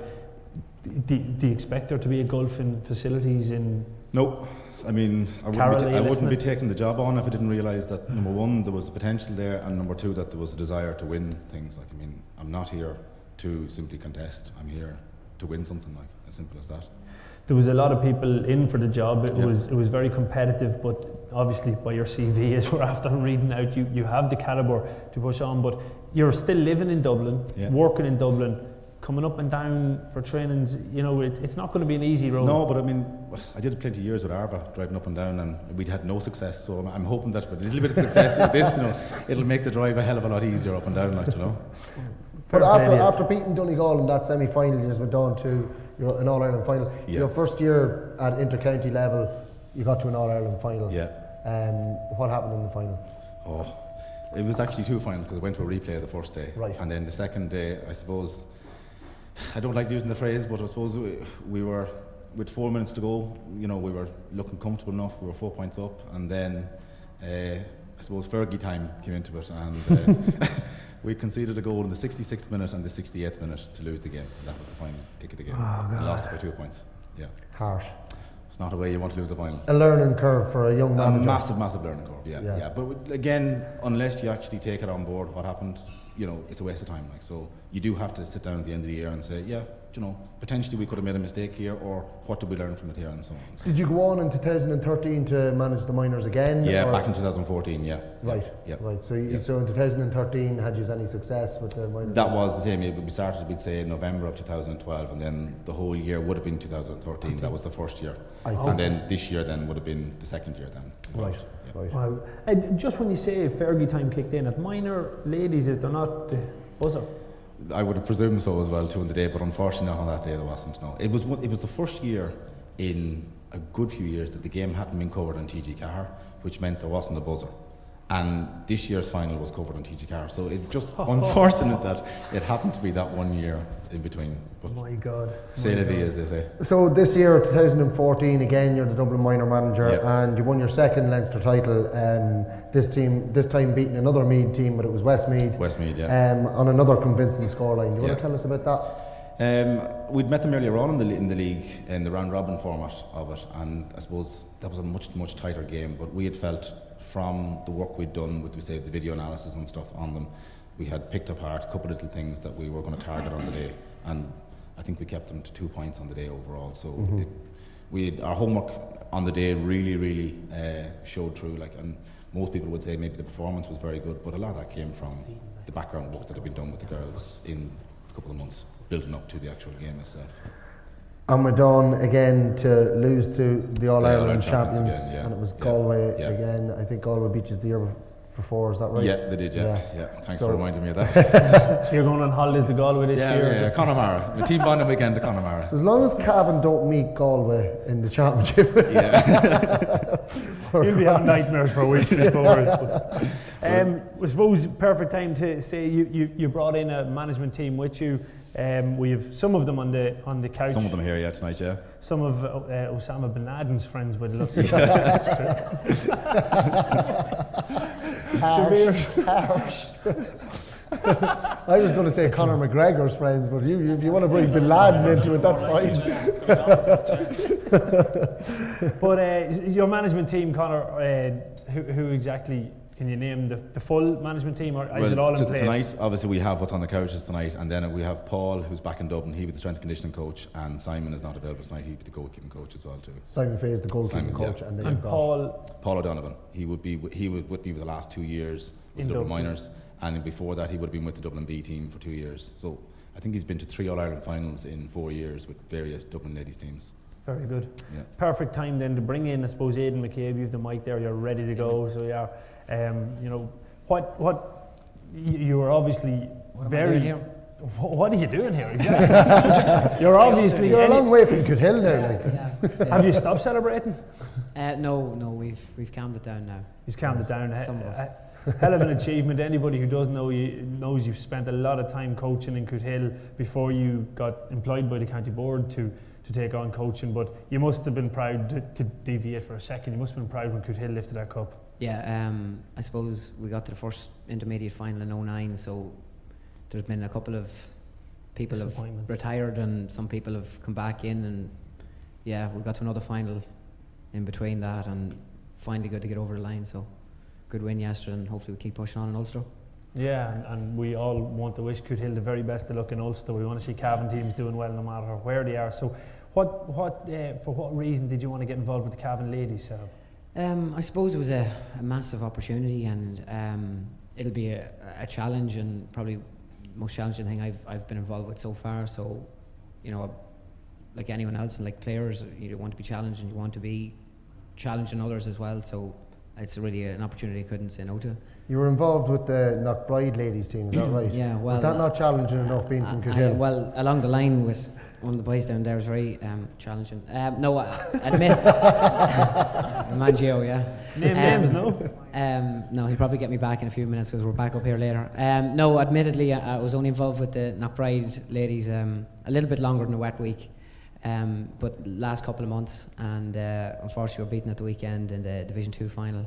But that was Jason's fault, not mine. And, what was your capacity within the team? Your coach, is it? Or? Yeah, sure, we'll go with that, yeah. No, sure, whatever you say. Yeah, I was doing what I was told when I was told, and doing what I wanted if I wasn't told. Connor's getting scared now, yeah. There'll be a few changes this year. And you were also involved with the Eastern Gaels team as well. Yeah. That was after I got involved in Knockbride ladies, and again Jason asked me to help out from one of the two from the Knockbride side of things, along with Francis and Linda. So we went the year of the replay. We got to a replay against Lorgan, and we won by a point in a very dramatic match. So we've an Ulster campaign in it as well. So playing in the Down champions. And so you know how to win tight games. That's where you're in. Connor was going to use that. Yeah, sure. Go with that again. Yeah, we'll use that one. Yeah. He's talking himself up here. Does he know he has the job already? It's the interview process. Yeah. He's having Mickey trial and by fire. In by Carter. But look, you obviously are very passionate about Gaelic football, and I suppose that's important because there's a talented bunch of players there, but they need to see passion and drive within the management.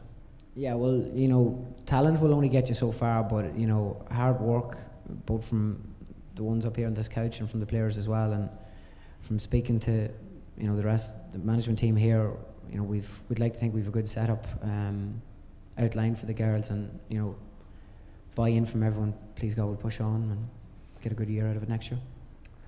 Yeah, well, definitely. We'll move on now because there's no point in leaving Declan quiet any longer. He doesn't like being quiet that long, so he doesn't. But Declan, obviously, is from Ballina. He's been, it says here, been coaching for 72 years. Is that correct? No, 17. Oh, 17. Sorry. I made that mistake. My apologies, Declan. I didn't think you were with that that beard, we thought you were coaching for 72 years. It's not completely grey. There's just some grey in it. But anyone who doesn't know Declan is 34 years old. He's from Ballina. He has one senior county medal in his pocket. Hunting for a second in 2015. He is indeed, and went from playing wing back to midfield to goalkeeper with Ballina, and he's done it all really. Kind of a jack of all trades but master of none. So I've been told. I know what it's like. There was one I'm going to pull out and embarrass Mickey on this one. There was one time when I think Mickey was sent out to mark you. Was it over in Cornafane? Do you remember much about that game? Or? No. Mickey, do you remember much about that game? I do, and he doesn't remember because it all happened behind his back. Was that the year, Damien? Was that the year I'd scored about 10 points against you? The week before that or something? Was that it? I think it was the year before you had scored the 10 points. And then the hatchet man was sent over. The hatchet man was sent to. I can only describe it as molest you for an hour. Realistically, I did get up close and personal sometimes. He did. It's a family show, Damien. It's a family show. It's not when you were involved, but yeah, that was a terrible introduction. I actually felt sorry. It's not too often I feel sorry for you, Declan, but I felt sorry for you that day. Oh, thank you very much. Did. But you have huge calibre behind you and a huge amount of coaching experience. 17 years between underage in the club. You're still involved with underage in the club. You've helped out with Lacken ladies, but you had to because you wouldn't be let in bed otherwise. Yeah, well, that is probably true. Yeah, probably true. Yeah, no. Do you want to explain why, or are we just going to leave that open to interpretation? Being from Ballina and kind of married into Lacken, you kind of have to, you're kind of edged into these things. If you're going to be coaching anyway, you're going to be coaching out here in Lacken. So it was kind of, that's kind of how that came about. And you were involved with the Lacken team when they won the intermediate and senior championships? Yeah, the first year, the year they won the intermediate, I was involved with them that year. I think that was a good few years ago. And then I was involved in the first year in senior, and then I took a break from them for a while, and they came back and asked me back again after a couple of years. They'd actually won a senior championship at that stage as well, and we'd won a senior champ. The year I was involved with them again, we won the senior championship that year too. So.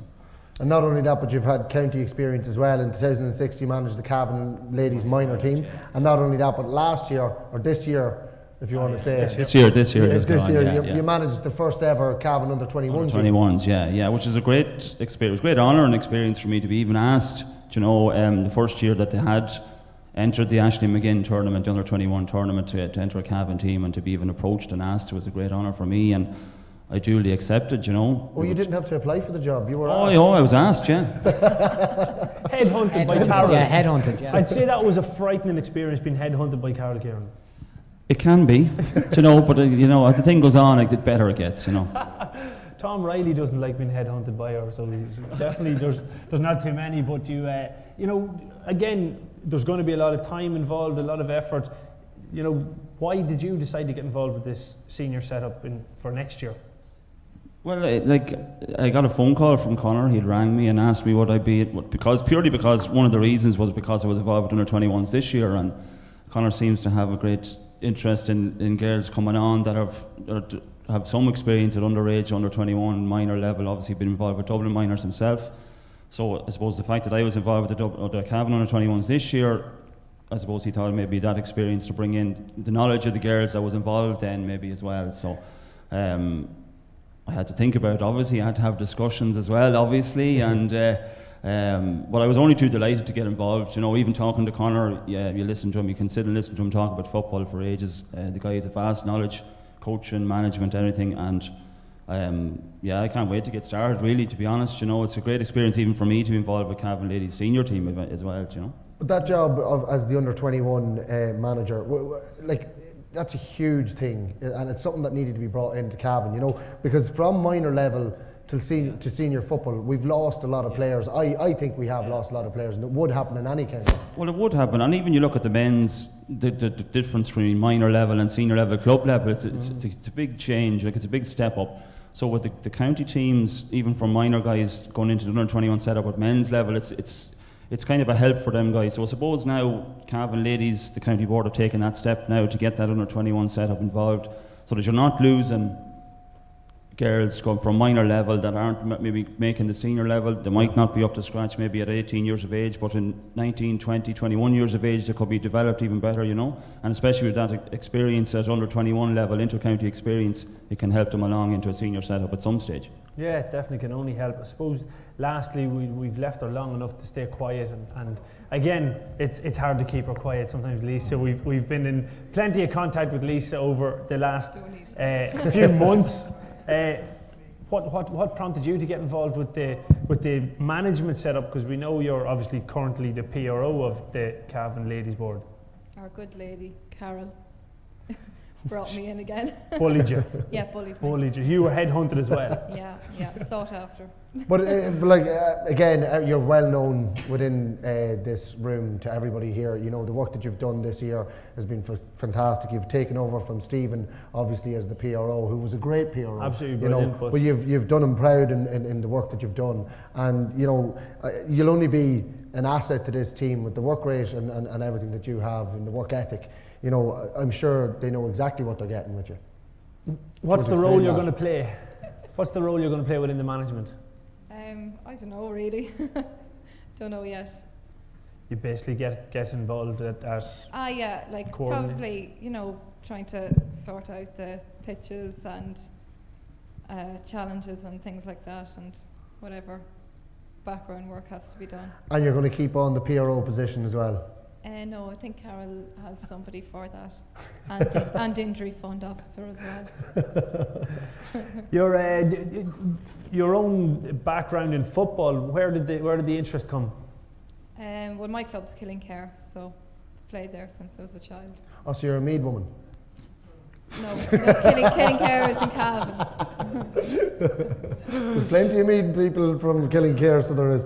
But Killincare won their first title this year for, what was it, since 1983? Oh God, only know. I don't know. You've won the, what was it called? The Breffni League. Oh, the Breffni League, yeah. And you were celebrating for a few days, I believe. Is that right? Yeah. Pat Clark took a couple of days off there. There wasn't a cow milked all week in Killincare. And I believe you're bringing Gareth Brooks there next year as well. Yeah. That's good. confirmed for the Jamboree. Definitely, fair play to you. It was tough, but when Crow Park needed you, you stood in there and just created the venue. Mix it in with the Jamboree. Yeah, always trying to do our bit, you know, for our country. Yeah, fierce, decent people up around Killincare. So to say. I suppose we go back, Conor, you've got a microphone there now. Conor, your backroom team, did you have a hand in picking it, or was it? Very much how so, did it all go? I mean, I suppose you talk to people within the county and you're asking, like, first of all, I wanted people who are working in the county, people who are trusted as well too. So, I mean, I spoke to everybody beforehand, and once kind of we met and spoke, and I was happy with it then, and was taking people as well too, their opinions on it as well too. Like, that was a decision as to who I wanted and why I wanted them really as such, like, you know. I mean, I know they might not talk themselves up, but they're here because, you know, I value them, like, you know, and they were headhunted literally, like. Very good, very good. Like, what is the plan for the year ahead? When will you start back training, or when are you going to start trying to get a panel together, or have you thought about that? We will start the next few weeks now again. We'll have trials. The nominations have gone out for the clubs already, so we do want to see what's out there within the county. And there probably have been players who've been within the college and maybe took a break from it and want to come back in again. And we want to give everybody a good opportunity to come back into this. And we'll start with the next few weeks, and hopefully then after that then we'll have a panel in place then, and then National League starts then in February. So what are the goals for 2015? I think you'll have to ask a squad that rather than that. I'm not going to set a set of goals for players. I mean, these are very, very good, hard-working team, and they'll tell you in a couple of months' time what they want to achieve for the year ahead. Does your management team take over the under-21s again this year? Yeah, we'll take the 21s in with us as well too, for the simple reason that it fast forwards their progression really, because if they're within their training with themselves, it doesn't bring them in. They need to be working with senior players on a regular basis. And to be perfectly honest with you, looking at the quality of what's there, they're good enough to be training with the senior team as it is anyway. I suppose we mentioned with Aidan that Coothill won the intermediate. It'd be wrong not to mention that Apre won the junior title this year. Were you down celebrating? I was down watching it, and my own brother scored in the final. I was just going to say that. Yeah. Would you have been able to finish it that cutely? I just saying that we practiced that at home on the back street a good bit. So it was a trademark. It was always my trademark move. So I kind of. I didn't know there was back streets in Apre. It's full of gangs. Dangerous spot. Was it west side or east side you were from? Oh, I don't know. But obviously a wonderful achievement, a wonderful occasion for Apre. Yeah, just a pity it didn't come 3 or 4 years ago when I was still playing. Maybe it didn't come 3 or 4 years because you were playing. That's because I was in goals back then.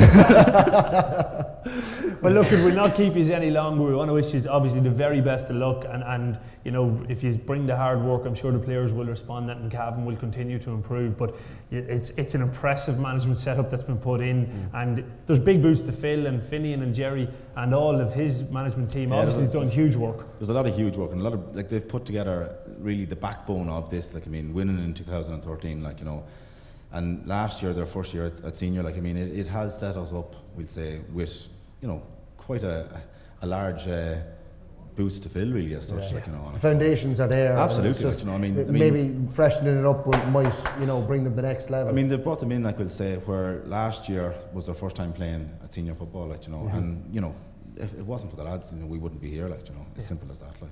Well done. But as we say, we want to wish you the very best of luck, and we'll let you get back towards Dublin and Ballina and Cootehill and even Meath. And even Meath. Ladies and gentlemen, the new Cavan senior management for 2015.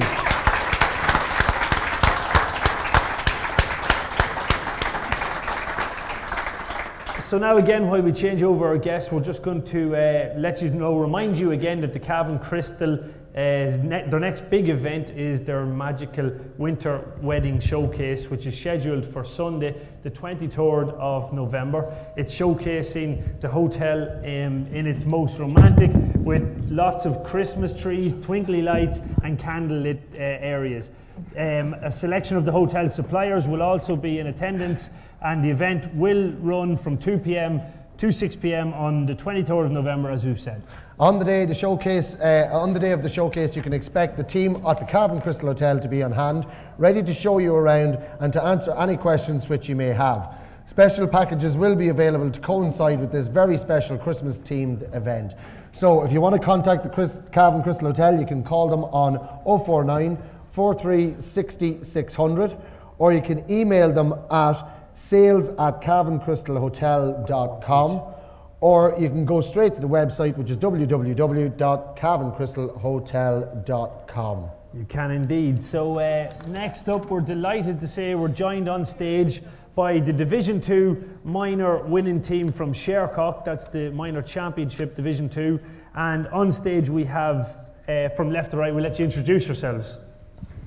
Jeanette Keenan, Charlene Brown, Breffney McEntee, Leah Riley, Teresa Clark, Cavan McPhillips. Kiva. Good stuff, Kiva. I suppose we'll start with yourself. Jeanette, seeing as you're closest to us, you're in the firing range, so yeah. You're obviously involved as manager or one of the management team. Is it manager? What would you describe yourself as? Being bullied into it. Been bullied into it. Apart from being mother of the captain. We just got told we were doing it. Right. Well, again, there seems to be a lot of people who are being told they're doing jobs tonight, so they are, but you have to take some pleasure in it when you had success. Oh, you do, surely. It's you're obviously mammy of the joint captain there. Where are we going? Leah Riley. Who's your daughter? Leah Riley. Leah. So tell us about your path to the final. Well, we started off with Bill Torbett. Really underdogs. Nobody thought we were going to be touched, that we weren't going to get anywhere close to them. And we came out and we had a draw in Shercock. The game was up in Shercock, along with someone being hospitalised. And good drama and a really, really good game. Who was hospitalised in that game? Teresa Clark. Teresa, what happened to you? Oh, just a bit of a bang. You got a bit, was it an elbow again? There seems to be an awful lot of elbows in this ladies' football.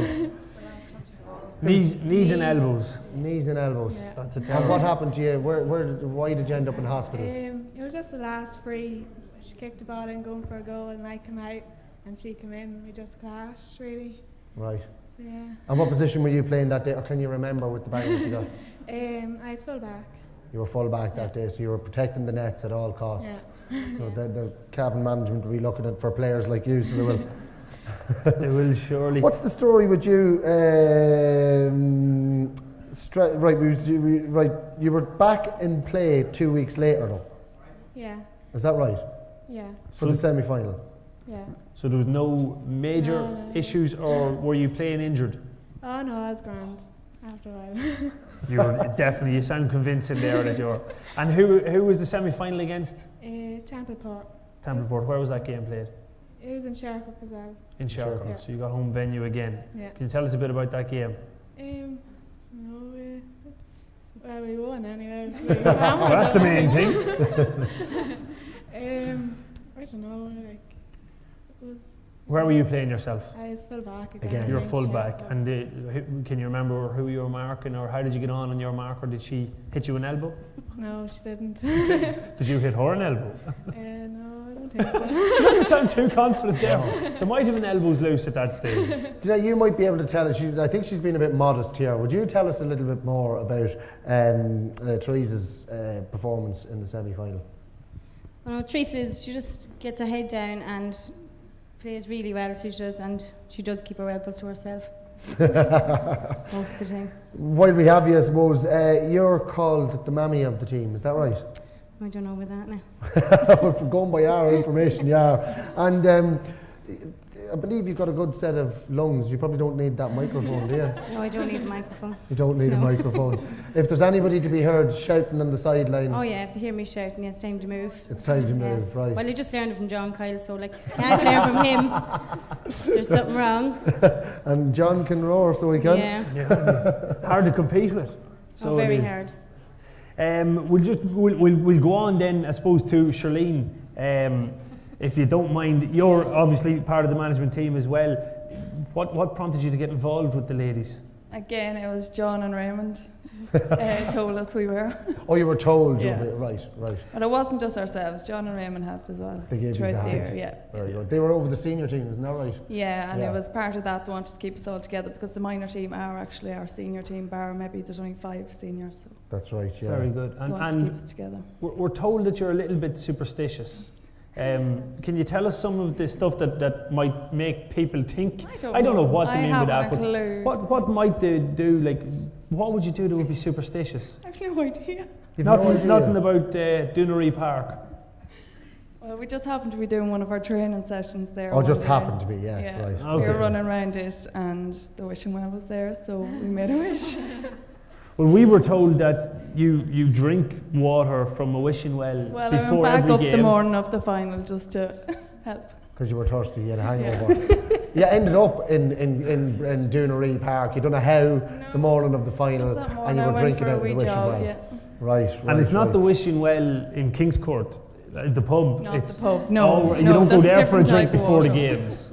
No, you go to the actual woods area. Okay, right. And what did you do to the team before one of the games? I don't know. Did you bring the team to the wishing well? Yeah, well, that was part of our training session. Oh, that was part of your training session. Yeah, we were just jogging right. It wasn't part of your ritual at all. So just happened to be. How do you incorporate a wishing well into a training session? Because we were jogging around. It's Donohoe Forest Park, so we were going for a jog. Right, and then you made everybody stop and have a drink of water. We were thirsty. Everybody just happened to be thirsty at the one time beside the wishing well, conveniently. Yeah. Okay. Would you have any other rituals or superstitions? What other information did you get? A luck penny or something, maybe? No. No. There's a list of superstitions that she has here, but you give a luck penny in the car. You give it a rub in the car before the game. Is that right? No. Do you want to tell the truth? I don't. You don't want to tell the truth, so that means she does actually do that. So well, then we'll pass it on. We'll pass on the mic to Breffney. So next, Breffney, does she make everybody rub the luck penny? I honestly couldn't tell you because it's in the car before she comes in. So it's in the car before she comes in as well. And when she sees a magpie fly by and there's only one, does she do this whole blessing thing? And well, she's not alone because I do that too, so it's all right. Okay. So it must be just a Shercock thing that you're a little bit superstitious. Maybe. What position do you play on the team, Bradley? Midfield. Right. And you've obviously played. You're involved with the county as well. How big of a help was that for you when you came back to play the club football? Unbelievable. I didn't play this year with an injury, but even before the training I got, it's unbelievable the fitness you can gain from county football. You see the difference. You feel the difference, like. And you're still minor this coming year? No, I'm over age now. Yeah, that's me done minors. Okay, but you'd be hoping maybe to get involved in an under-21 panel? 100%, yeah. If I can go for it, I definitely will. Definitely will. The right people are in the room here, so at least they know you're interested. Yeah. And Breffy, you, as you said, you were injured at the beginning of the year, but you did come back to full fitness towards the end of the year, and you did play a part in the Division 2 final. Yeah. Do you want to tell us about that? It was a bit of a tough game, the final. There was a few people that we knew we had to kind of mark, and a couple of the girls, and they're very good players. Who did you just play in that Division 2 final? Belturbet. And they're a super team, like, fair play to them. They gave us a serious game. Like, the first game was against Belturbet. It was a draw, so we knew going into the final that it was going to be a tough game, and it definitely was. Like, they definitely gave it to us. Like. Well, we have a saying on Gaelic Football Views that we continue to go back to, that goals win games, and you've got 3 of them in that final. Can you describe the goals, or who got them for you? Can you remember? I think the first one I was on the sideline for, so I was jumping around with the. Why were you on the sideline? I was visiting the dugout. Why were you in the dugout? Sin bin. Oh, right, we're getting to it now. So you were sin binned. What did you do? Elbow. No, actually, it was. Oh, Jesus, that's a surprise. Continuous fouling. Continuous fouling. Yeah. Right. And at what stage in the game did the first goal go in? I'm not actually. It was early on. Yeah. Early on. So continuous fouling, but still early on in the game. Actually, no. I think it was the second goal I saw from the sideline. Yeah. Yeah, it was well on in the game. You weren't continuous fouling in the first 5 minutes. No, not that. So Laura Clark got the first goal. The second one then was scored by Martha. Yeah, Martha. Martha Kyle. And at that stage, were you behind? Were you ahead? Can you remember? We were down a point at half time, so that would have had us before the goal 4 points down. Like, right. So right. Very good. Martha's always good for a goal anyway. So she gets the ball, heads straight for the goals. Yeah. I don't know where she got it from. It was from Mammy. It wasn't from Daddy. And then the third goal was scored by Shelley Smith. Can you describe what happened? I can't even remember. Yeah, we were down, and the girls pulled through, and it's great when you get the goal, and you just feel like you can actually do it. Then when you get the goal, everyone's huge boost. 100 times more motivated, and you can see the girls' heads, and you can see them. They want it then when you get the goal. So it was unbelievable. Very true. I suppose we better bring in Cavan McPhillips here, because we're told that she could fall asleep if there's not enough attention given to her, that she's very laid back there. We're told you play midfield, but if Cavan was any more laid back, she'd actually fall asleep in the game. No, Do you want to defend yourself? No, I'm not going to say anything. You play midfield, obviously, but you must be good enough if you won a minor championship. Yeah, no, I'm all right. I'm pretty all right. Fine. So basically, in midfield, you just let Breffney do all the work, as what you say. You just let her run around the best. Pillow, cup of tea, give the ball to herself, and. Exactly, yeah. Let her do that. Apparently, as laid back as you are, though, you're always the joker in the dressing room, the one who can provide a bit of a giggle and a bit of a light-hearted. Yeah, the music. The music. The music's Tell us a bit about the music. Well, people don't like it, but I play it still. It's on. What music would that be then? Just any kind of music, just. Christy Moore? No. Not Christy Moore. Nessa, do you hear this? Not Christy Moore. Emily Sandés? No, not really. Beyonce, no. Rihanna? Yeah, we're learning all the names of the new ones now. So right. But it was part of your pre-game rituals that you had the music on in the dressing room? Yeah, the whole time. And you were the provider of the music? Yeah. And then you were obviously then motivated, highly motivated by, you would listen to a certain speech before games? Oh yeah, we had this speech at the Baltarbat match. I don't know what speech it was. It was like, I remember Inches? the Titans. Yeah. The Inches speech? Yeah. Can you give us a bit of it? We were all around like this wee circle, and we were just listening to it and got motivated and everything. And we won.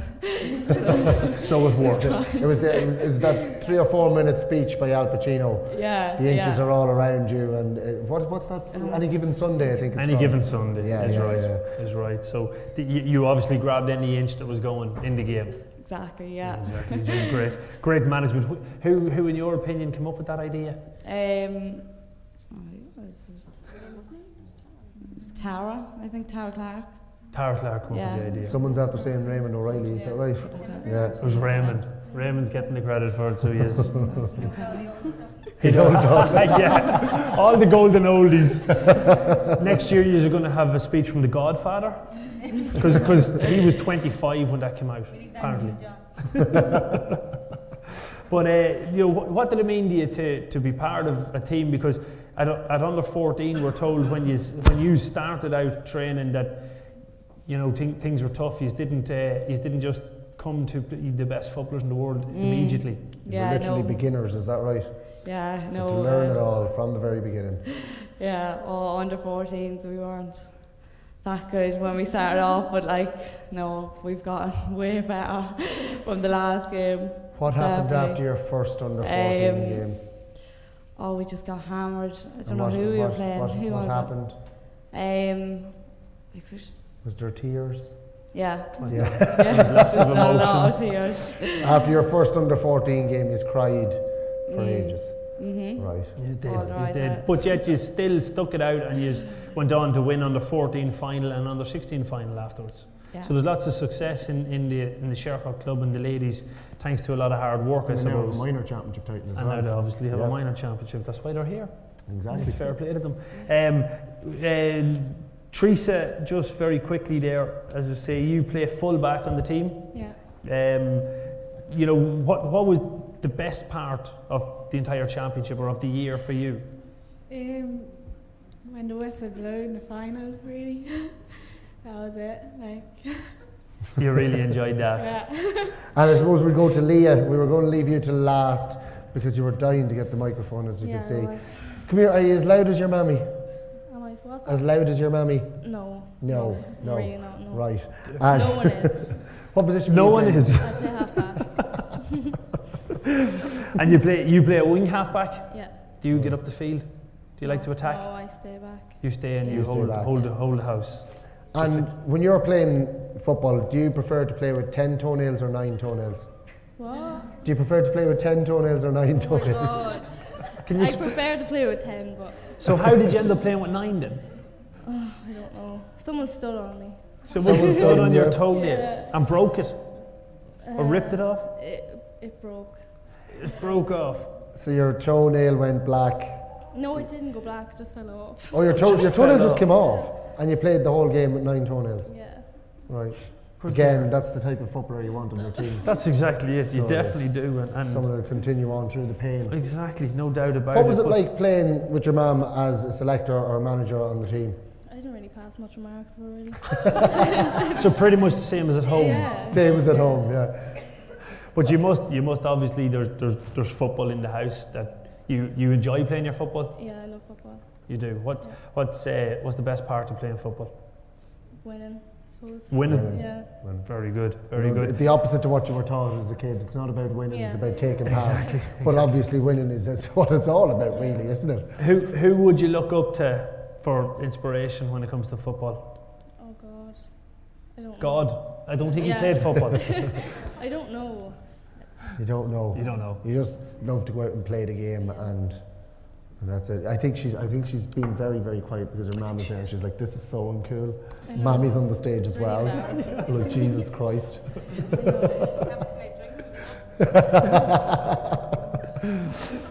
So, what are the plans for next year? I suppose, Jeanette. What way are you going to prepare this team for next year? Are you losing many players from the squad? We lose 3, is it? Was it 4? 4 girls. We lose Breffney and Laura and Annette and Cavan. Lose our goalie as well, so. Okay. Yeah, that was it. So you lose your 2 midfields, so, and we don't really have anybody really coming on. We only have 17 as it is. Right. So you have you got an under 16 or under 14 team? There's at the no minute? under 16. We have 5 or 6 under 16s, and they've gone to play Drumgoon. Right. At the minute, and we have 2 Drumgoon players playing with us, At other the minors. So you're really tight for numbers. So. Right, it'll be difficult next year. Yeah. It'll not be easy, but I suppose the most important thing is to try and create a position where they can all go and play football. Hopefully try and get another few players out. Yeah, to get the games. But look, we're running out of time, so we'll just say thanks very much to you all for joining us, and congratulations on the wonderful success of 2014, and hopefully it continues in Shercock. Thanks, God. Ladies and gentlemen, the Shercock minor team.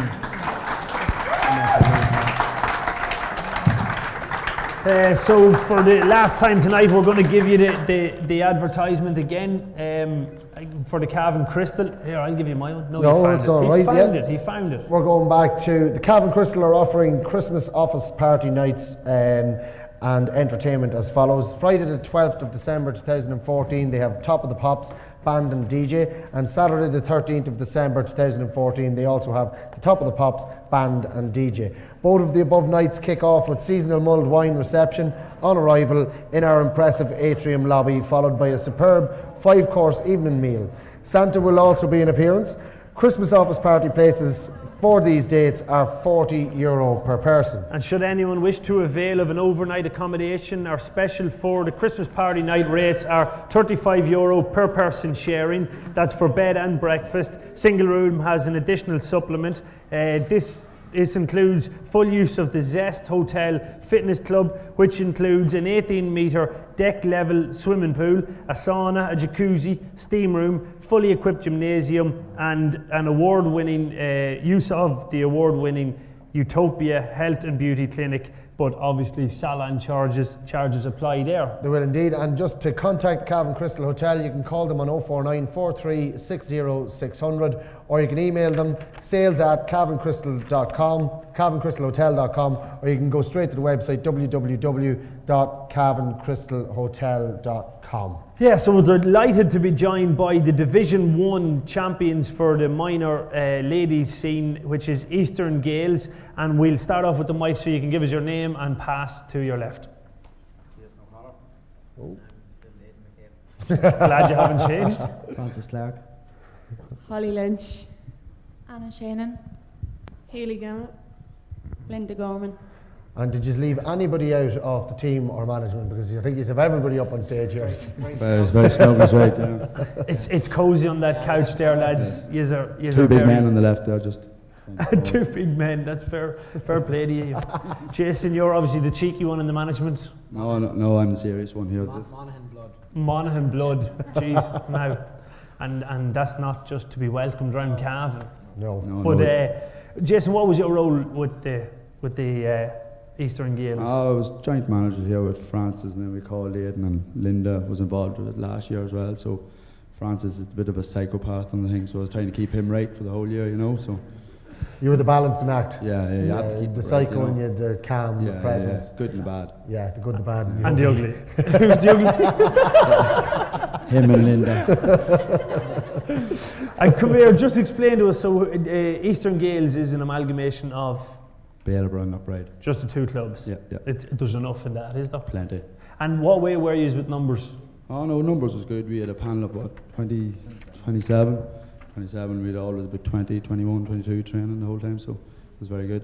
What was it like to train the girls, or how easy or how hard was it to train this team to Division 1 success? Look, the whole foundation was probably put in last year. Now, in fairness, we had amalgamated last year and it was just really a knock-on effect. We only lost two or three players last year, so pushed on again this year, and the girls are mad up for it after losing to Logan last year, so it was handy enough to motivate them now. And did you train much? Like, how often did you train, and when did you start training? We didn't train near as much as last year because, as I said, the whole work was put in, but we trained once a week on maybe a Saturday morning at 9 o'clock or a Sunday morning at 9 o'clock, and then just every week got pushed on from there. And where was the training taking place? Did you? We had alternated, like it was Bellborough one week and Upright the next, so just keep things right. Keep the balance up. Keep it country. Your first game was against Killigarry. Yeah. Can you explain that game to us? What happened? No, we struggled now hard enough now in the first half, and then we kind of just clicked in the gear then in the second half and kind of pushed on for the season. See. But it kind of helped us that first half, so we didn't know where we were or what the players were like, so pushed on then for the rest of the year then. It was good. And Aidan, you'd know a fair bit about underage, but Killigarry have a strong setup, in fairness, at ladies. Yeah, they did. We went 1-2 to no score down, I think it was, after 7 or 8 minutes, and probably the girls showed good patience maybe and not panicking, and we kind of worked ourselves back into the match, and we're comfortable enough by 10-15 minutes to go in the second half, so it was a good start to the game, and it was a good game to start off the campaign with as well. Yeah, great win against a good team. Yeah.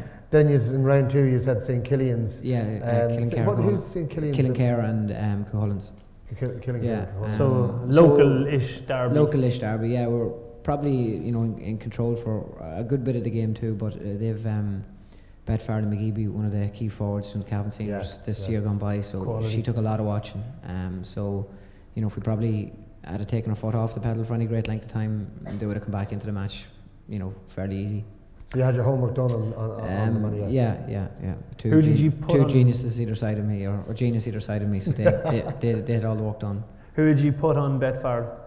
We had Nicola Smith on her for a while, and or Nicola Rogers, sorry, and then Amy Lynch on her for a while as well. So she's had the quality there to be able to. The two girls looked after her a while now. You did. You also had the captain of the minor team, the Cavan minor team, Sarah McCabe, on the team. How big of a help was to have a player of that quality? It was a great help. In fairness to Sarah, she probably never got settled in one position in any of the games. She was probably called upon to come out the field or stay in forwards or play in a half forward line. Several stages, in especially in the two finals. And she didn't really let us down. But in fairness, it would be very, very hard to single out one player from the two finals where they're two of the best game of footballs I've seen this year at any grade, any level, male or female. So, and that wasn't down to one or two player. It really was down to a whole, and subs that come on, and girls that were sick even the first day and come on and played well then in the replay. So. You're obviously involved, as I say, with county development squads at boys, and now you've a hand in with the girls. How good are these girls in Cavan at underage? Very, very good. If you didn't know anything about ladies football, you'd still know that the under-14s, the under-16s, and the minors all won Ulster titles this year. At A level as well. So, they're coming on strong, and I suppose the girls winning last year, the intermediate All Ireland, and hopefully pushing on next year as well at senior level again. It's a very exciting time for Cavan football, full stop, male and female. So long may that continue. Yeah, you mentioned the fact that they've won the under 14, 16 and minor A's this year. It was phenomenal achievement, and it's happened so quickly. Maybe there's a lot of work gone in maybe the last 10 years, and the rewards are being reaped now. Yeah, and then even a lot of work in this past season. There was a coaching course in Breffni in the depths of January, and I think it might have been actually Holly in the under the minors.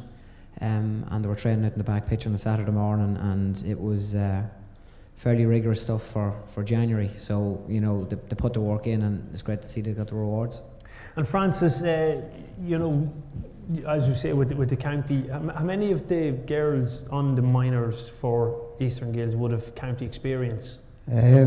Holly and Claire Tiernan and Sarah McKay would have been on the minor panel. Is that right, Holly?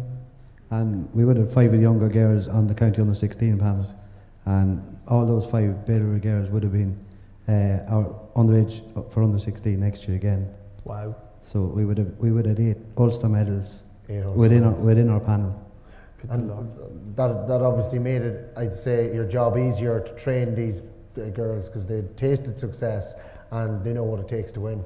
Well, the youthful experience of the younger girls, I brought them up and down to Cavan because I was involved with the county under 16s, and in the car coming up and down, the chat was about the amalgamation of minor, and all they wanted to know was would they be allowed play. And these were girls that have been playing regularly and are on our senior team. The hunger was there. The hunger was there. The level of skill that is in Cavan at the moment is unreal, and it might take 3-4 years for them to reap the benefit at senior level, but the bridge or the gap that's there between the Corks and the Dublins will be bridged within the next 5 years, in my opinion. You obviously have a huge amount of experience in both going back playing a while, but in management. You mentioned you're with the under 16 ladies, you're with the minors here. You've obviously had senior management experience as well, but where do you get the time, where do you get the drive to continue going with this? Look, you know yourself, Damien, that football's a passion, and what else will you be doing in a summer's evening or even a winter's evening? Watch Coronation Street or be in the park. No choice, no contest. Does it annoy you though? Because Aidan was saying coming up here earlier on that he's just growing the extra hair on the face and everything just to rub it in you, because he keeps saying that you're bald and he's a cheeky enough book, Aidan. That was private comments. Sorry, I keep forgetting that. There's no such thing as off the record with us, so there's not. But there's obviously a good one of us. There's obviously a good bond between you, and that reflects through down to the players. Oh, definitely so. Aidan, I would have known him from going around schools and stuff, and Jason, I know him quite a while now. And last year when we came in, the girls bonded just straight away in the amalgamation. Most of them go to the same school, and they would be playing school football and that together, and it just gelled. And like Karen said in her speech at the final, that we didn't seem like an amalgamation. That's because we weren't. We were a team. We were Eastern Gaels. There was, when you're picking a team, there's no Baileybury girls on it. There's no Apre girls. They're Eastern Gaels girls. When was Eastern Gaels put together? Was it just this year that you amalgamated? Last year. It was last year you amalgamated. Yeah. And straight up to a Division 1 title this year. Mm-hmm. It's a phenomenal achievement. Holly, I suppose moving on to you, you've a lot of achievements under your belt. You have a number of provincial medals with Cavan, but you know, where does this rank with you winning something with your local club?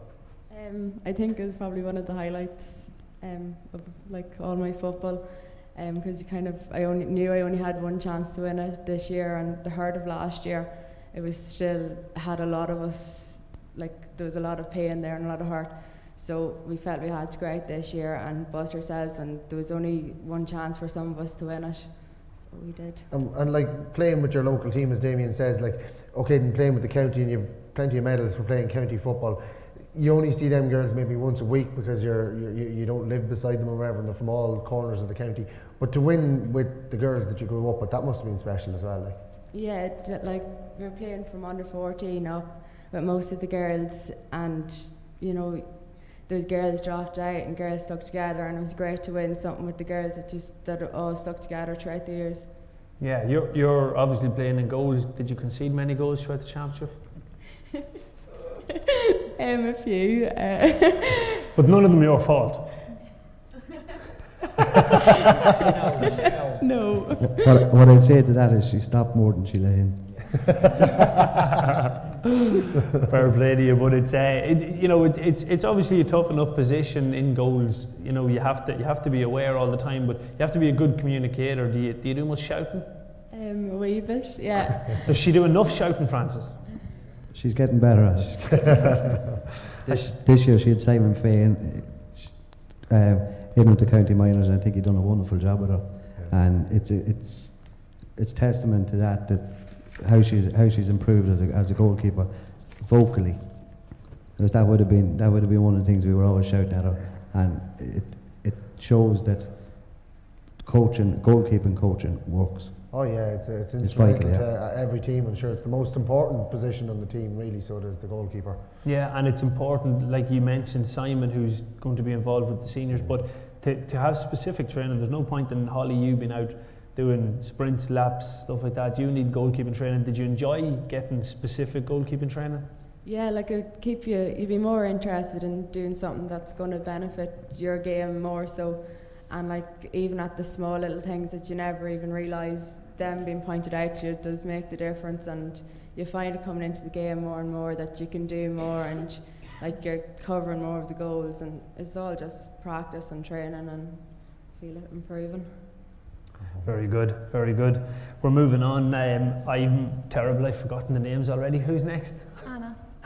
Anna. Yeah. You're from Baileybury as well. Where did you play on the team? Midfield. Midfield? Yep. Lots of running? Yeah. Are you fit? Do you tire? Sometimes. You must have been fit enough if you won a Division 1 winners medal anyway. You come up against Rammer in the final there, you know, it was a tough battle, it went to a replay. Yeah. You know, tell us a bit about the first day, the drawn match. It was very tough. We were just, you know, the last year's game still had a really big effect on us, and we really just wanted to go out and win. But I think they wanted to win as bad as we did, so we were delighted with a draw. So you weren't going to make the mistake the second No. day out. No. And as a midfielder, would you be a defensive midfielder or an attacking midfielder? Probably defensive, yeah. You prefer the defensive Yeah. end of it. And out of your management, who's the biggest shouter? God. Well, they're all kind of the same. Lunatics. They're not equal. They're all lunatics. Yeah. What were they like at training? Sorry? What were they like at training? Did you do truck and trailer or? Different drills, kind of. Different You're not things, giving yeah. away anything about how to win Division No, 1 minor title? no. Definitely not. It's top secret. If these well trained, I'll tell you. Yeah. He's obviously done media work. Francis is key on that. He does the media. He's the face for it. The money man under the breath. Jesus, they're all snaky down there. But was that your first time winning a title, or have you won previously? Under 14s, when I was under 14s, we won the county final. And was that with Bailey or was that the amalgamation? No, with Knockbride. That was with Knockbride. Yeah. Oh, you're I'm Knockbride. Bride woman. Forgot to correct you there. Yeah. Sorry. Oh right, it's down here as Bailey. We'll just have to correct It's that. only too. across the road anyway, It's so only- it is. Her address is Baileyborough, but she plays with McBride. She's just on the border. It's controversial, so it is. It's sort of Shawnee Johnston stuff. Oh, thought that was dead and buried. Unlike Shawnee, she can use the slitter in the hurl. And Anna, are you on to Paddy Sheenan? in Bailieborough? Yeah, I'm a third cousin. A third cousin of Paddy Sheenan's. Very good. Yeah, it's funny because you weren't grabbing the mic and just taking it from people, but Paddy has a habit of doing that. I know, yeah. Completely different. Completely different, Yeah. definitely. But there's obviously good football in you. You'd be a cousin of his son Brian, isn't it? That yeah. plays Yeah. a very good minor football. team. Yeah, very good, very good. We'll keep on moving. Next we have Haley, and we've no address for you. Where do you live? Cardboard box. Kingscote, Bailieborough, Kingscote direct. I think we had you on the show as well, Haley, didn't we? With Holly, is that right? No. No, don't think so. No, I thought she was on the show No, before. no, so cross she that out. So Cross we that definitely out. didn't. So your club would be Bailieborough. Yeah, Bailieborough, yeah. Would be Bailieborough. And again, where did you play on this team? Midfield. Midfield. So you were the attacking midfielder, obviously. All over the shop, me. And come here, did you do much scoring? Did you enjoy the attacking end of it? I scored one goal. The whole thing, that was it. No, I'm more of a defender. I don't let them get anything in the back of the net. Good stuff. Good stuff. You'd give Holly a hand at the back. Yeah, in the back. And how difficult was the trainings? How much preparation? When did you start? We started about 4 weeks before the championship. Like Aidan, he's a brilliant trainer, I have to say. He had us all glued in the whole training. Like it was took very seriously, I have to say. Like it was very good. We had the crack here and there with Jason's on the team, but like it was very good. Trainings were good, pressure squares and stuff. Jason like cracked the whip every so often. Yeah, didn't he? Less of the mess and more of the work. And how much did Aidan pay you to say that? Nothing yet, but hopefully now something after. Are you underage next year? Yeah. You have another year to Yeah, go. another year. So what would your aims be for next year? Hopefully have the same drive and goal after this year. Like last year was just very tough for us and we lost against them. So coming back this year was very good. So hopefully we have the same driving force for next year and hopefully we have another one under our belt. And are you playing adult football as well? I am, yeah. No, I'm playing with the Bailieborough seniors, yeah. And there's big numbers at adult level in Bailieborough. Yeah. We have the good odd numbers. Like it depends. Like some girls are in college and stuff like that, so it's hard to get some numbers down. But we have such a good team, like good support behind us and stuff like that. So we have a good. The girls are brilliant when they come down to training. They have they have put everything in. Like it's brilliant. Yeah, it's obviously something that the urban area in Bailieborough, the population is helping, that there's a hunger there for the sport, but it's great to see that you are getting the opportunity. Like, how many games of football would you have played this year? You know, is there enough football for you? Oh, there is, yeah. You'd have 3 or 4. Well, you wouldn't have 3 or 4 games at the weekend, but you'd have about 3 games at the weekend on a good weekend. But nowadays it's good. You have good football anyway. There's no shortage of it. No, definitely not. And when you were training, would you have trained with the senior teams at all, or were you just kept apart from them? Did you have big enough numbers to stay away from the senior teams? No, we we trained with our own senior teams. When we were Eastern Gaels, we trained at the weekend when some of the girls from college were back, and then during the week when we could, whatever girls were down, we trained with our seniors. Right. So it's really the same. So you were getting plenty of training in. Yeah, plenty of training. And are you in school I still? am. My leaving cert year now. Yeah. In Ballybor? Yeah. And do you play football in Ballybor in the school? I played camogie at the school this year, so we were big into camogie in Ballybor. Very good. Jeez, you have no time to do much No, else. So the leaving cert's obviously top priority though. Yeah. Has to be. Moving on then, lastly, by process of elimination, Linda. Yeah. There we go. Well done, Damien. I got Yeah, one. yeah. I got one. It wasn't two. Well, I got two. I got Holly. But then Holly's a regular on the show. Exactly, She's yeah. a celebrity. She should be sitting up here. She actually should. She'd fact, do a she'd better take job. She'd definitely do a better job. But Linda, what was your role? To be honest, my main role was probably to keep them pair of stooges calm on the sideline. Now you say pair, that indicates two. No, obviously not Aidan. He's calm, level-headed like myself. But Jason and Francis now can get a bit stressed out. So. Aidan is going to be broke with all the money he's going to have to give out here tonight for the compliments he's been given. I obviously play for the senior ladies in Ballybor. So last year I joined in and helped out the lads with the minor ladies, and it was a great experience for me because obviously I'm learning from watching the young ones playing, but it hurt bad now last year. We really did hurt. We were bet, by Lurgan by a point, and then this year, of course, we came to the first final, and unfortunately I was away on holidays, so I had a wee chat with the girls before I went and told them to make sure and draw. And then obviously when I come back, we had the game then over in Kingscourt, and it was a nightmare to watch because heart-wrenching stuff. It was much harder to watch it. So basically, what you're saying, Linda, is that you're the brains behind the whole management setup. Well, I didn't like to come out with that, but basically. Yeah. You're too modest. You should just say it. I don't think the lads would even notice. Yeah, no, but it's a learning curve for myself as a player as well. Watching the lads training and their different trail of thinking and things like that, and even watching some of the like of Sarah McCabe, Courtney Renhan, the young girls coming up kicking pints and pressure kicking pints, and it's unbelievable, but it's been a great year, and there Holly now, I've seen her this last 2 years, she's really developed into shouting at us more. When she came on first, she wouldn't shout at us because I play obviously wing half back, and you'd be shouting at Holly, let me know, and this year now she's come on, and it's great to be going to Ulster now, and hopefully we do well there as well. I'd say it's great to be, part of the team as management, but then you get to play with them as well. But you're going to see their whole development from, basically from under 16s right through, and it's great to be a part of that. I'm probably going to see them passing me out as well, but sure, I'll keep tracking on. That's it. Look, if the young players in Drumley haven't passed out Micky, Brennan yet, you've plenty of hope. I'm not saying that they haven't passed them out, but I'm saying if. That's exactly what you said. That's exactly. What? Nothing to do with the training they're getting. Absolutely nothing. Well said, Aidan. That's 20 euro you're down. I'm saying there's always favouritism and it's bribes mainly is what I'm saying. It's the only way you get money out of the GAA in fairness. But look, you push on into Ulster. Any idea exactly when that happens?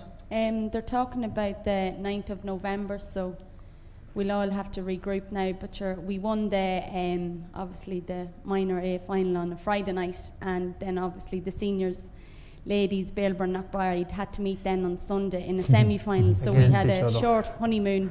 We actually went into the square for something to eat after, and Jason was trying to give me brandy, but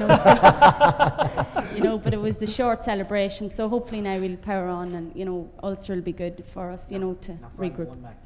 Oh, Knockbride won that game. But then Belturbet, I think, annihilated them in the final. But sure, that's neither here nor there. Oh no, that's why you said it, because it's neither here nor there. But we're really close. So. Obviously. Right of reply there, Jason. No, she's right. That's the first time you've ever said that, Jason. It's the first time he's had nothing to say all night. He was the one down in the crowd who kept on yapping. Well, we're going to have to go back to him, I suppose, for the closing of this. Jason, with this panel of players, what is the plan for 2015 after the Ulster is finished? Well, first and foremost, myself, Francis, Aidan, Linda, we're going to push for Ulster. There's no point in just going in Ulster for the crack. So we're going to go as far as we can. So we play the Down champions in the 9th, And then sure we're losing maybe 6 or 7 players, but sure there's other players coming on, so we'll push again for next year as well. And you're going to be in place again next year? Oh, anyway. Raring to go. Raring to go, yeah. Excellent. Well, we definitely wish you the best of luck, and as we were saying earlier on, we love to see Cavan teams going on and doing well in Ulster, and we will be following you closely, and sure maybe we'll get you in on Gaelic Football Views show when you have an Ulster Cup in your possession, please God. So we've something else. Francis wants me to wish this fella the best. I've wished him the best about 20 times already, and I'm going to have to say it again live on telly as well. So I wish you the best, Forrest Gump. That's another it's another 20 quid gone, so it is there, Aidan. But ladies and gentlemen, the Eastern Gaels Division 1 winners for 2014. Congratulations. Folks, so that brings us now to the end of the show. It does indeed. So we'd just like to thank our sponsors for the night, the Cavan Crystal Hotel, and obviously our main sponsor for the show is his Expert Electrical and Highland Hardware in Ballyhaise. Indeed. So remember, if you want to check out anything about the Cavan Crystal Hotel, just log on to their website. It's www.cavancrystalhotel.com. We also want to thank, of course, the Cavan Ladies Board, Carol Kiernan, who you have to thank her. You do indeed, yeah. She'll batter you. I think she wanted us to read out a big thing, a poem about her or something like that, but we lost it, so we lost Carol. Sorry, Carol. Apologies. We also have to thank Lisa O'Brien, who done a huge amount of work behind the scenes, organising everything, getting us the information, giving us enough that we could slag a few people on the night. So thanks very much to Lisa and to Carol. So round of applause for the Cavan Ladies Board. And also, with it being in conjunction with the Cavan Ladies Board, we also want to mention that Cavan Ladies County Board had also 2 referees involved in All-Ireland finals this year. Yvonne Duffy refereed the All-Ireland Junior final, and also Maggie Farley refereed the All-Ireland Senior final between Cork and Dublin, which is a massive, feat for Cavan ladies. Achievement and honour. Huge achievement and honour. So at that, folks, look, we're going to say thanks a million to yous for coming in to be part of the show. We want to thank, obviously, all the teams that were involved here tonight as well. And we'd just like to say good night and God bless.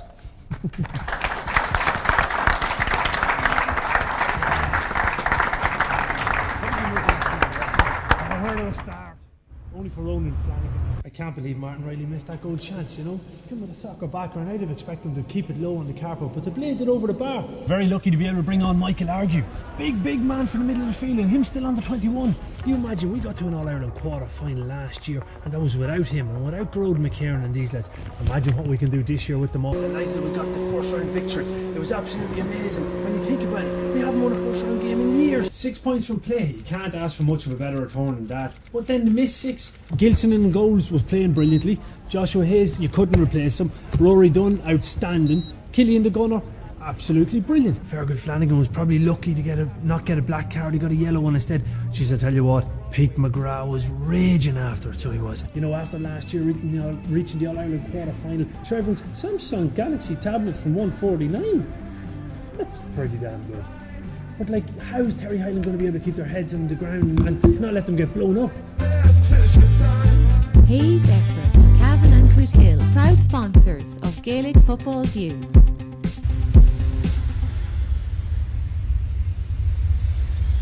Look, at the end of the day, we got the 2 points. All that really matters.